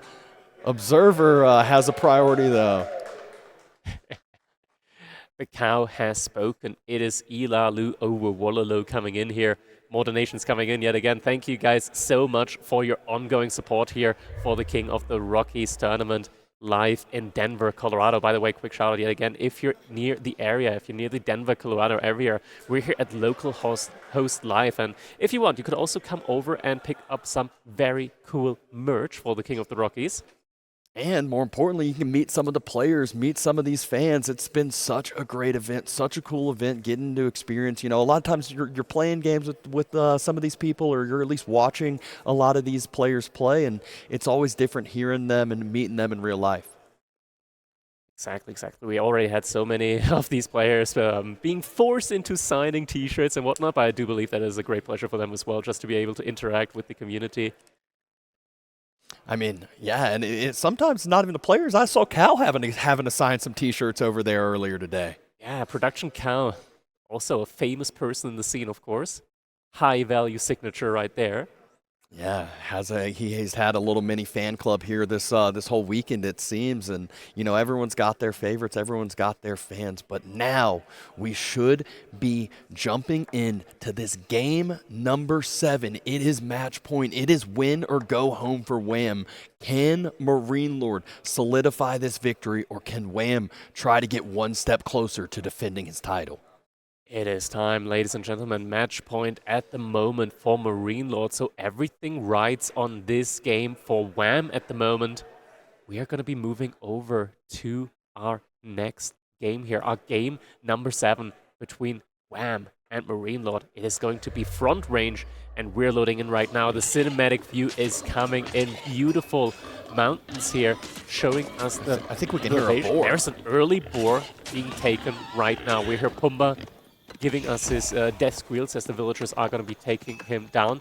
One player here certainly gained some early momentum, and it is going to be Wam moving out to the boar and giving himself some early additional food on in this game. And even if he's able to secure that location for longer, has a nice berry bush right behind it, able to protect himself on up. A villager, though, just a single one from Wam, or from MarineLorD, and a wooden fortress on the boar here as well. So they're both wanting to get onto that boar early. Wonder if Wam can scout this out, maybe do one of those nice old fancy boar pulls, and might not be able to kill the villager, but at least delays this idea, delays this plan. If he's able to actually spot that outpost coming up, he could be just sending out his own villagers, lure the boar away from the range of the wooden fortress, and take it himself as well. As this wooden fortress is quite expensive, it is not something that MarineLorD can easily build up again in another position. Yeah, Wam is circling back around with this scout through that side, sees villagers moving out, knows what the plan is going to be here. So let's see what the reaction is. Wooden fortress, though, close to finishing. Needs to be careful, though. Scout's already rather low. Must have run into some TC fire. He doesn't know the exact position, though, of the boar, so won't be able to pull it away. And MarineLorD realizes, okay, that is something that could be happening here, and does pull the boar a little bit earlier before the completion of the wooden fortress here. He's going to be tanking this one up with his own scout as well, and boar will be taken down. Wooden fortress will be put up. Villagers are going to be happy gathering. Yeah, and a nice hunting cabin location. It's not just to gather that boar. We'll be able to have a little bit of extra gold trickle, and yet again, you know, has a berry bush secured for himself. But with the map being low on food, the Cura storehouse also has some huge value, and we might just see a little bit of an outpost play here. Once arrow slits come, oh, torches already pulled out. It is spotted. The torches are coming in. MarineLorD does not want to have this happen. 7 villagers here. It's more idle time for MarineLorD than it is for Wam, so this play actually not the worst, right? And like the villagers from Wam here can still force even more idle time from MarineLorD. Yeah, and this is definitely a worth trade. You know, we just said there's one extra villager for MarineLorD. Well, yeah, that might be great if they're taking the engagement, taking the fight, but instead he's forcing MarineLorD more and more idle time. And look at the food in the bank for MarineLorD. Yeah, he's struggling. These food villagers are being completely idled out right now. MarineLorD, he's so far away from aging up at the moment. This is going to be quite rough for him. A couple of torches are going to be coming out on the outpost, though. Outpost getting denied, and that is 3 wood that Wam just lost there from the outpost. Once again, villagers getting pulled yet again. This time, though, 1 villager stays behind to continue the boar gathering. So will not be that same even split. Cancelled again. All right, it is time now for Wam to be heading on, but never mind. He's still staying. He is staying. He is definitely staying. Scout still here, though, for MarineLorD. Getting rather low. Shivs could get pulled. Another 6 villagers pulled. Cancelled again. Still has exactly 100 wood remaining, but it's getting rather tight for him to be able to remass these outposts time and time again. Barracks also up at this point in time. Could be that we're seeing like a follow-up with a on a geisha potentially, but Wam potentially getting housed here soon as well. Man, Golden Gate now getting put up by MarineLorD, but so far there's just so much idle time here on both sides. We're actually seeing a little wall coming in here now as well. Yeah, Wam does love his walls, so this will make it much, much harder for the scout to circle around, for those villagers to potentially circle around. He's housed, though, at the moment. He is indeed housed. Surely has He's one. building one. Okay, everything's good. Everything's good. Just a bit of TC idle. 20 seconds, actually. That's a villager down now that Wam has. Oh, this is hilarious now. Making this so difficult for MarineLorD to actually stop this play here. He can actually micro back to 1 low health villager if there are only 4 villagers being pulled. What if he just starts an outpost on either side now? Oh, this is the move now. The wall on the other hand side. Now, MarineLorD will not be able to deny this, and this outpost is going to go up. Wam almost has enough stone for an arrow slits emplacement as well. And with the scout in position to give him the vision, he's going to be able to shoot across. Actually, I'm not even sure. I'm not sure if this is going to be enough, even with the additional tile of range. Ooh, this is going to be very close. Maybe as they drop off, it still gets in a little bit of range. Oh, that's a smart play. He's going for a lumber camp, so he can put the villagers inside. So when they drop off, he can put all 5 inside and shoot over. Not a bad idea at all. Arrow slits is getting upgraded now as we speak. MarineLorD, though, I think just, circling with his scout needs to get some knowledge, needs to get some information of what else Wam has planned. What else is he following this up with? Archers first for MarineLorD. This is another very scrappy game here at the moment from both players. They're definitely not making this easy for each other. We're seeing the second. Oh! Is that a villager down? No, villager actually lives for the time being. But this boar is denied for now. Wait. MarineLorD's moving towards the board from Wam. He's taking his boar. No way. No way. No, don't tell him. Oh, my God. Absolutely hilarious play here. He does have the archers here with him, so we'll be able to support this play. But Wam, he's scouting this out. I mean, at this point, you can just, you don't want to idle your villagers to burn down the wooden fortress, though. You need resources so bad. Horseman, though, in queue, Samurai in queue, or is that Ayyubids in queue? No, that's a Samurai, so we are actually going to be getting an immediate counter to this. MarineLorD, though, could also be getting a knight out soon, has the resources for it, just needs a stable, probably. I mean, but what's the priority here? Do you need the stables or do you need the hunting cabin first? I do believe he probably needs a stable. Or do you need a wooden, I was about to say, you need a wooden fortress first, or else all these villagers are going to go down. Wooden fortress getting rushed up now. And a knight in queue as well. It's going to be Samurai, though, spotted out on its way. Horseman should be on its way as well. This could be a close timing for MarineLorD, but Wooden Fortress finishes. Yeah, and now this is going to be quite a rough one here for Wam, as he just lost access to both of the boars, actually. Yeah, able to still gather from that wood, but not a big priority here. Next Horseman comes out. Maybe try to get some ranged armor, maybe try to get something to be able to dive this, but you just said it, the knight. Those knights get so scary, and what is Wam's play going to be to react to the knight? It's like one of the archers might be getting picked off here, though. There's even more horsemen, so might be even more than just one archer. Oh, Wam doesn't see the other archers, though, or might be afraid of some potential knights coming in here as well. The villager idle definitely, you know, favoring Wam here, but Wam had to idle his TC now for 27 seconds, so is technically down a villager and a half over here. Doesn't have that better food gathering resource either. And behind this board just being such a high value resource source here. Oh, and the arrow slits slits comes through. I was about to These say. things go both sides, says MarineLorD, and now the villagers from Wam, they're gonna be idle for a good while here. There's no real resource for them to pick off at the moment, and it's gonna be quite difficult for Wam to be able to, you know, jump across the other side here, as the army and the outpost from MarineLorD there blocking the villagers from returning back home. Yeah, Scout posted up to give that wooden fortress the vision over the wood line as well. So Wam, yeah, he has nothing to do with these 5 villagers. Can't do anything, can't move forward, can't move backwards, but does at least have a little bit of a Yumi mass building, has those samurais, has those horsemen as a front line. Will it be enough if an engagement goes down? Been still trying to snipe some of the archer reinforcements here, but MarineLorD, even more knights coming in. Villagers now making their way out. I mean, these clearly are going to get seen. Where are they going to go? Try to take the berries, try to take the deer, and then have all the reinforcements from MarineLorD head that way too. If he could get an outpost going at least, then those villagers would be somewhat safe, and he could be trying to take those berries over there. It looks like at the moment he's actually just mostly trying to, you know, force the army back a little bit, or at least force some units back. Archers trading out, horsemen there as well though, so the archer's going to be going down. But there is nothing yet that can answer to the knights. All archers actually getting taken down. But still, yeah, nothing against the knights. Samurai going to be able to potentially take one knight down, if even. Not the greatest trade here. Wam also tried to dive onto those boar villagers, didn't get any picks there.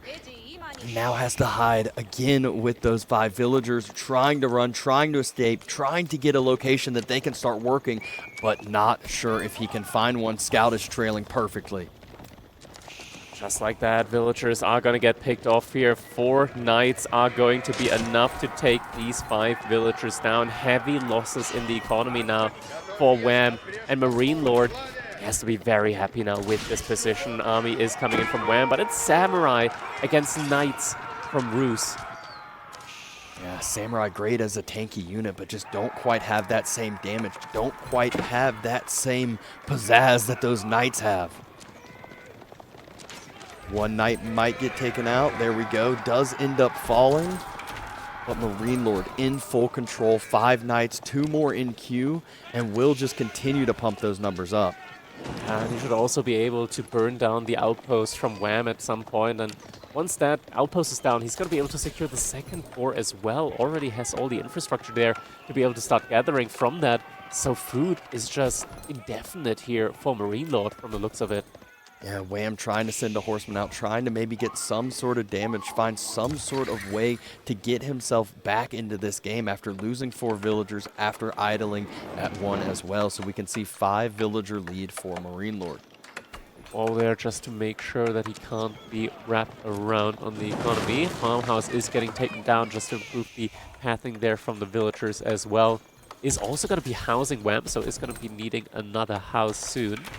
Yeah, I don't know if one's being built. Can't produce villagers. More TC idle time now. This time, though, this one was forced and does finish the house just in time. First placement is in on that forward wooden fortress now as well. So wooden fortress is going to be a tough one to dive onto. Wam, he's just massing up more and more Yumi archers. Tries to go to get to that critical mass, but not quite able to reach it yet. So fights against these knights is still going to be very, very tough for him. MarineLorD, of course, also having the Pierce armor at this point in time. No bannerman in from Wam yet, so his archers just aren't going to be as good up against these knights as they could otherwise be. We also see the picture-in-picture of that horseman trying to hit the wood line that MarineLorD was on, but has a wooden fortress there as well, so didn't have to make some of those sacrifices at home. Building up those numbers nice and strong. Feels like this is just one that has been in full control from MarineLorD after he resecured that boar. And as you mentioned, Outpost was starting to get burnt down. Instead, though, MarineLorD just waits, pulls on away first. 10 knights up now at the moment. Wam still trying to mass up more and more of these Yumi archers. Looks like MarineLorD, though, is thoroughly respecting the army composition, just continuously massing up more and more knights. And there we go, Outpost now getting taken down by them. So second floor is secured. Wham behind this, still massing up just so many of these samurai at this point in time. Yumi Archer, or rather Yumi Bannerman, now also finally in queue. Archer's actually trading out up against the Yumi. And it feels like Wham is just missing 3 or 4 Yumi Archers here to be able to completely one-shot the archers from MarineLorD. So fight not the greatest here. Outpost doesn't get taken down. Knights just too threatening of a unit here. Wham getting forced back once again. Samurai do tank up that charge from the knights, but there's so many knights here. Villagers jump in the outpost, try to help on out, but this might just be the end of Wham. This just might be the end of this tournament. Absolute domination here from MarineLorD in this game to outplay that boar denial attempt. Honestly, it was such a nice game plan here from Wham. A single villager on a mission for some reason might have just been misrallied there forward. Once again, Wham going to be trying to take down the wooden fortress now. Will be able to do so as well. Yumi archers pushing forward are going to be able to pick off some more of the archers potentially. Now knights charging forward yet again. Samurai stepping up again. Yumi sniping down, kiting, doing every single thing they can. The number is looking healthy as far as the Yumi goes, but they just aren't able to match up and do enough damage to the knights to be a difference. 22 Yumi to just 10 archers, and we can see MarineLorD, he's got enough food, he's got almost enough tickets to just be able to go up to Castle Age behind all of this as well. And will surely be able to, or will surely be doing so as well. 12 villagers now moving over to gold, so Castle Age right around the corner now for MarineLorD, also securing the deer on the front range there in the stealth forest area as well. Archers just jump inside that wooden fortress is there. Another wooden fortress with arrow slits that we saw earlier on, just being that defense. And Wham doesn't have that same tanky front line in as many numbers as he did before, so doesn't feel like he can move past this wooden fortress, doesn't think he can burn it down. But little does he know, more knights are actually in queue. MarineLorD, he didn't want to go up to castle. It's 5 more knights in queue. Yeah, looks like he's doubling down. Definitely did go for the play there for the potential age up. He might still be going for it in just a little bit, but at the moment just wants to have more units here. Mass Yumi archers also able to do some good damage up against the knights. A lot of them very low health at the moment. Yeah, he's just getting forced into more and more reinvestments now on the knight count. Yumi, though, doing such a good job kiting, at least doing as much damage as they possibly can. Samurai aren't quite here on that front line. Knights might be able to make some connections. There's still 11 out on the field. Not enough Samurai to tank this up, but MarineLorD just playing this so carefully. I think this is now going to be the moment in time for him to hit that trigger and go for that age up, and there it is. High Trade House is coming in now for MarineLorD. Still has plenty of knights out on the field, more in queue as well, and there's just simply no timing here for Wham to close this one out. And once the age up comes in, I'm wondering if he's got enough left in the tank here in order to continue this game. Even more Yumi archers going to be coming in now. The Knight's still just completely unanswered. He's trying his best to just brute force this one with pure archers. He's doing good, just not good enough up against the Roos, especially after the board play.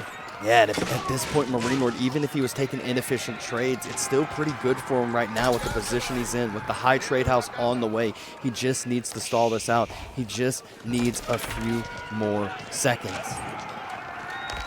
There it is. Age up is going to be coming in. Wham. This is it now, all or nothing. Once the upgrades comes in, there is no way back into it. He's going to be taking the trade. Knights are being taken. Veterancy coming through on the archers, veterancy coming through on the knights, extra range damage in as well. So once those upgrades come through, MarineLorD is sure to full commit. He might even full commit before, as they are on the way, as he is wanting to end this game and win the King of the Rockies. Will he be crowned champ? Oh man, this looks like it should be over, but Wham's still trying his best in this one, still massing up more and more samurai. Now potentially trying to go for some villager kills, but the question is, once you get those villager kills in, you might lose your entire military and won't have anything to defend up against the knights anymore. Now knights are going to be upgraded. Veterancy coming in on the archers now as well. The Yumi archers are going to be next up on the chopping block. They do have additional movement speed, so they're trying their best to just kite on back further and further and further. But you can really feel just how little damage is being done to them now. That we went from doing 2 damage to these knights with every single shot now to just 1. Yeah, the numbers aren't going to be enough here for Wham to hold this. He's doing the best he can kiting, but toothpicks going out. Knights are just laughing as they get hit. One does end up falling, but now the archers get closer to connecting. The archers have that veterancy, have that extra damage as well, so Yumi numbers should start to be thinned out, and there is no stopping production in sight for Wham right now. He needs to keep doing, needs to be able to try to hold this. He throws in the towel. MarineLorD has taken the final game. 5K. And what a story. We've made it S-tier tournament, $20,000 prize pool. Thank you everybody that contributed, and congratulations to MarineLorD taking the crown and becoming the king of the Rockies in 2025.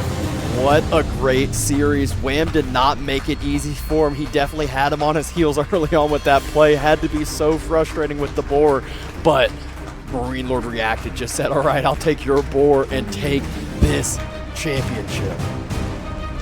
What a game. Some intense board play action there in the last one, and all of these games, very high octane Age of Empires 4 tournament games here.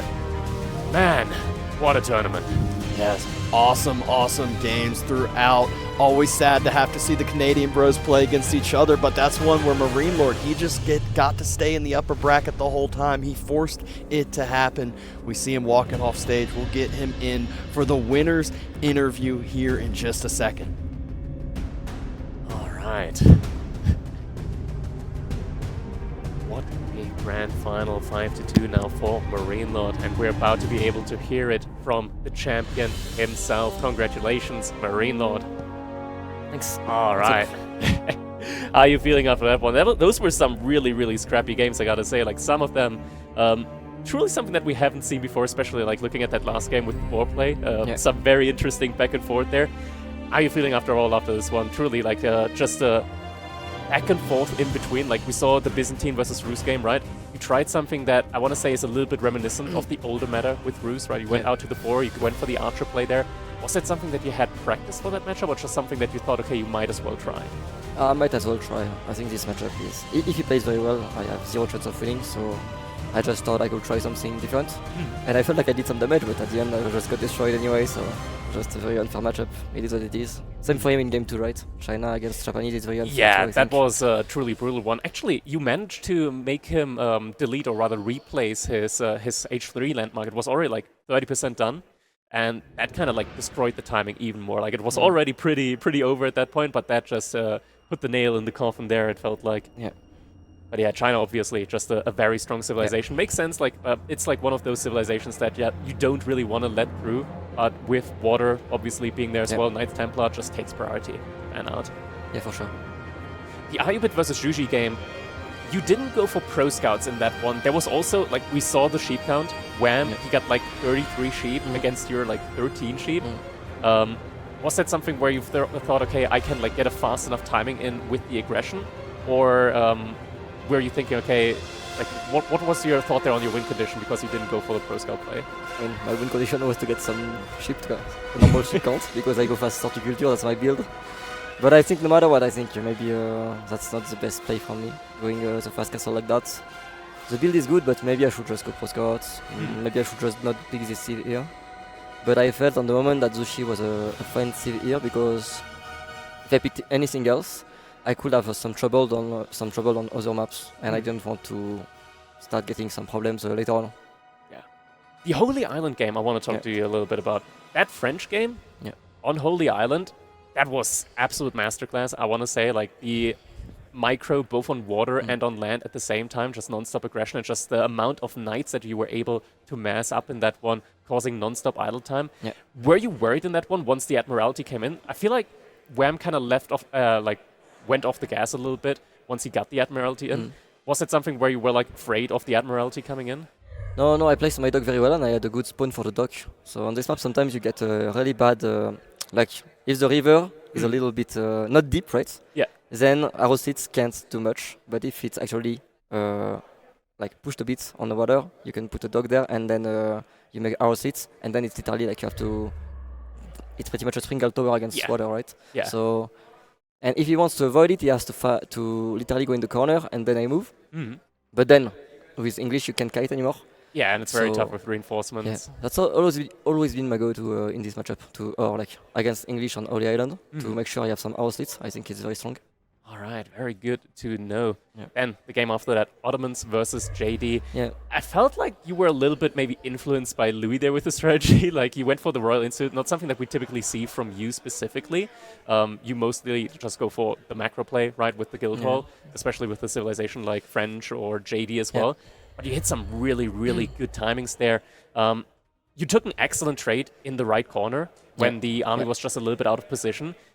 You're really, really good with Night Micro. Is there anything that you can like kind of share to the viewers as well when it comes to your Night Micro? Like what's like the essential things to your Night Micro? in theory it's not really complicated, right? You want to just keep the charge for the good timing, and you want the non-knights to tank the spears, and then you charge in pretty much.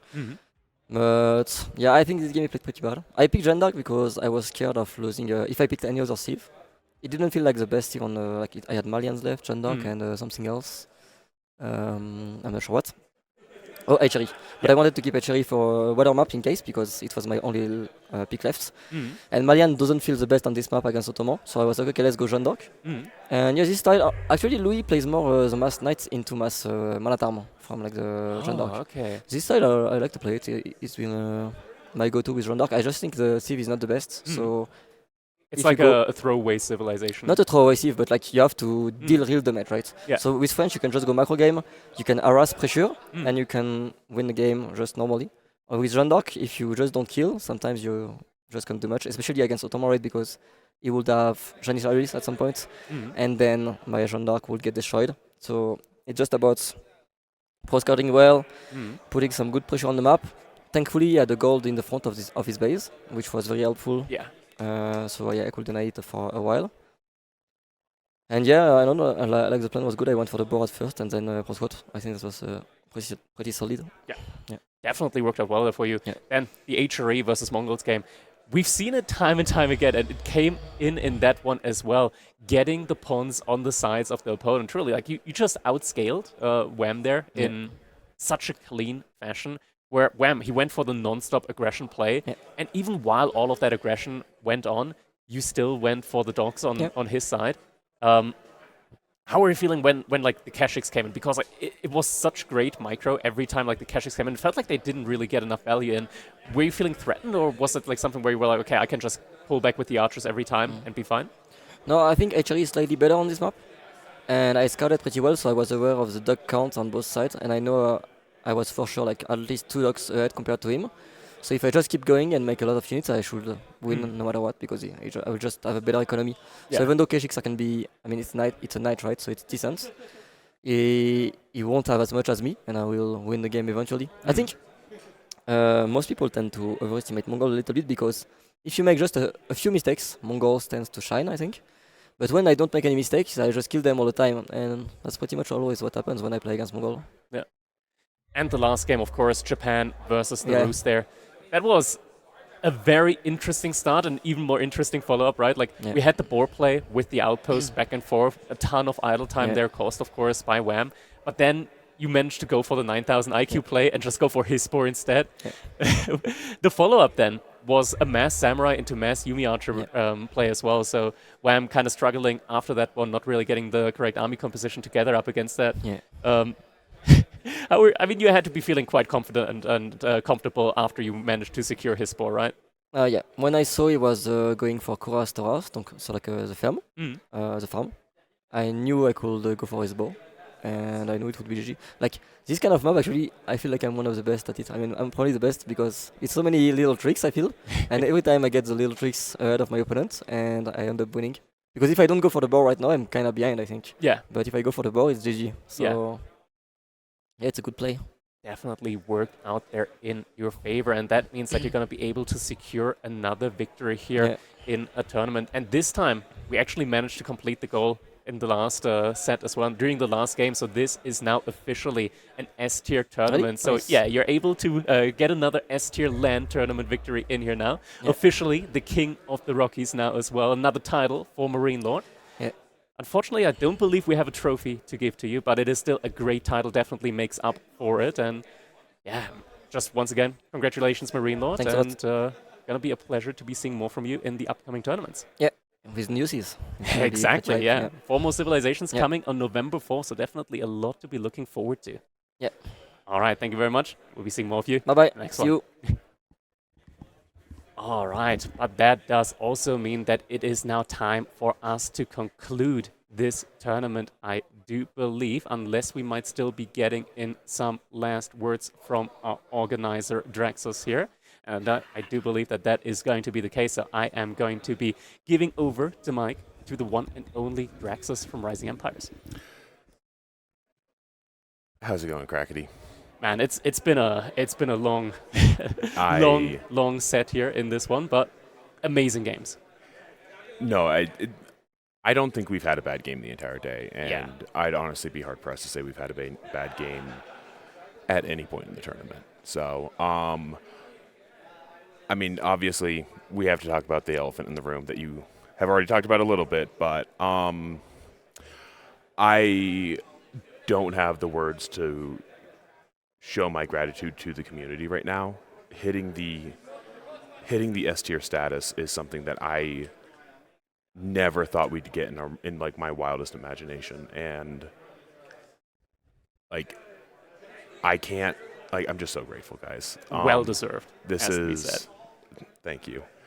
But you know, Rising Empires is and has always been a community organization. We have always been here for the community and built by the community and supported by the community, as we have seen with this $5,000 donation and $5,000 in donations, putting us into an S tier event, something that we never thought would happen in our wildest dreams. And just thank you guys so much.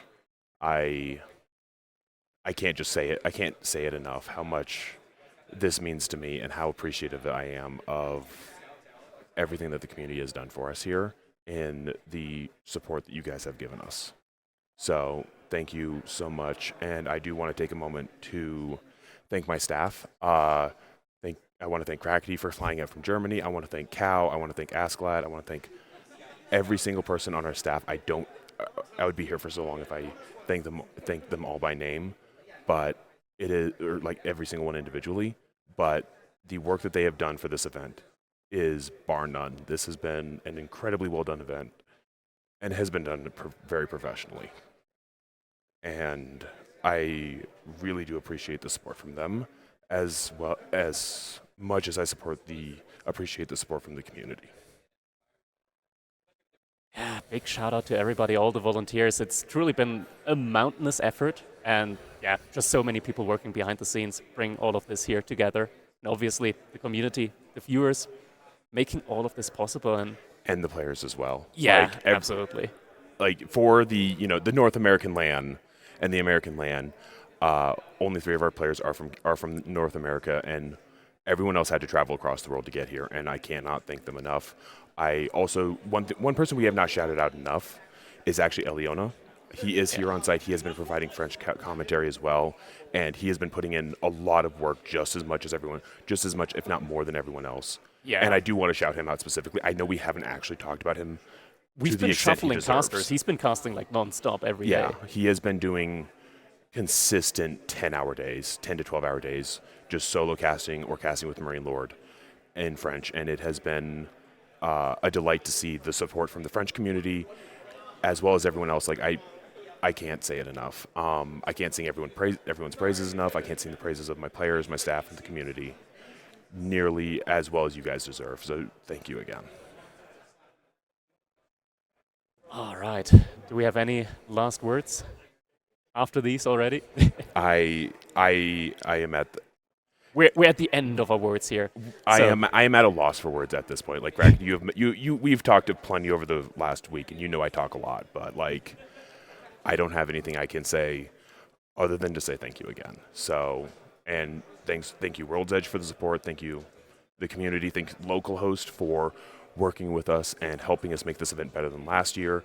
They deserve a shout out just as much as everyone else.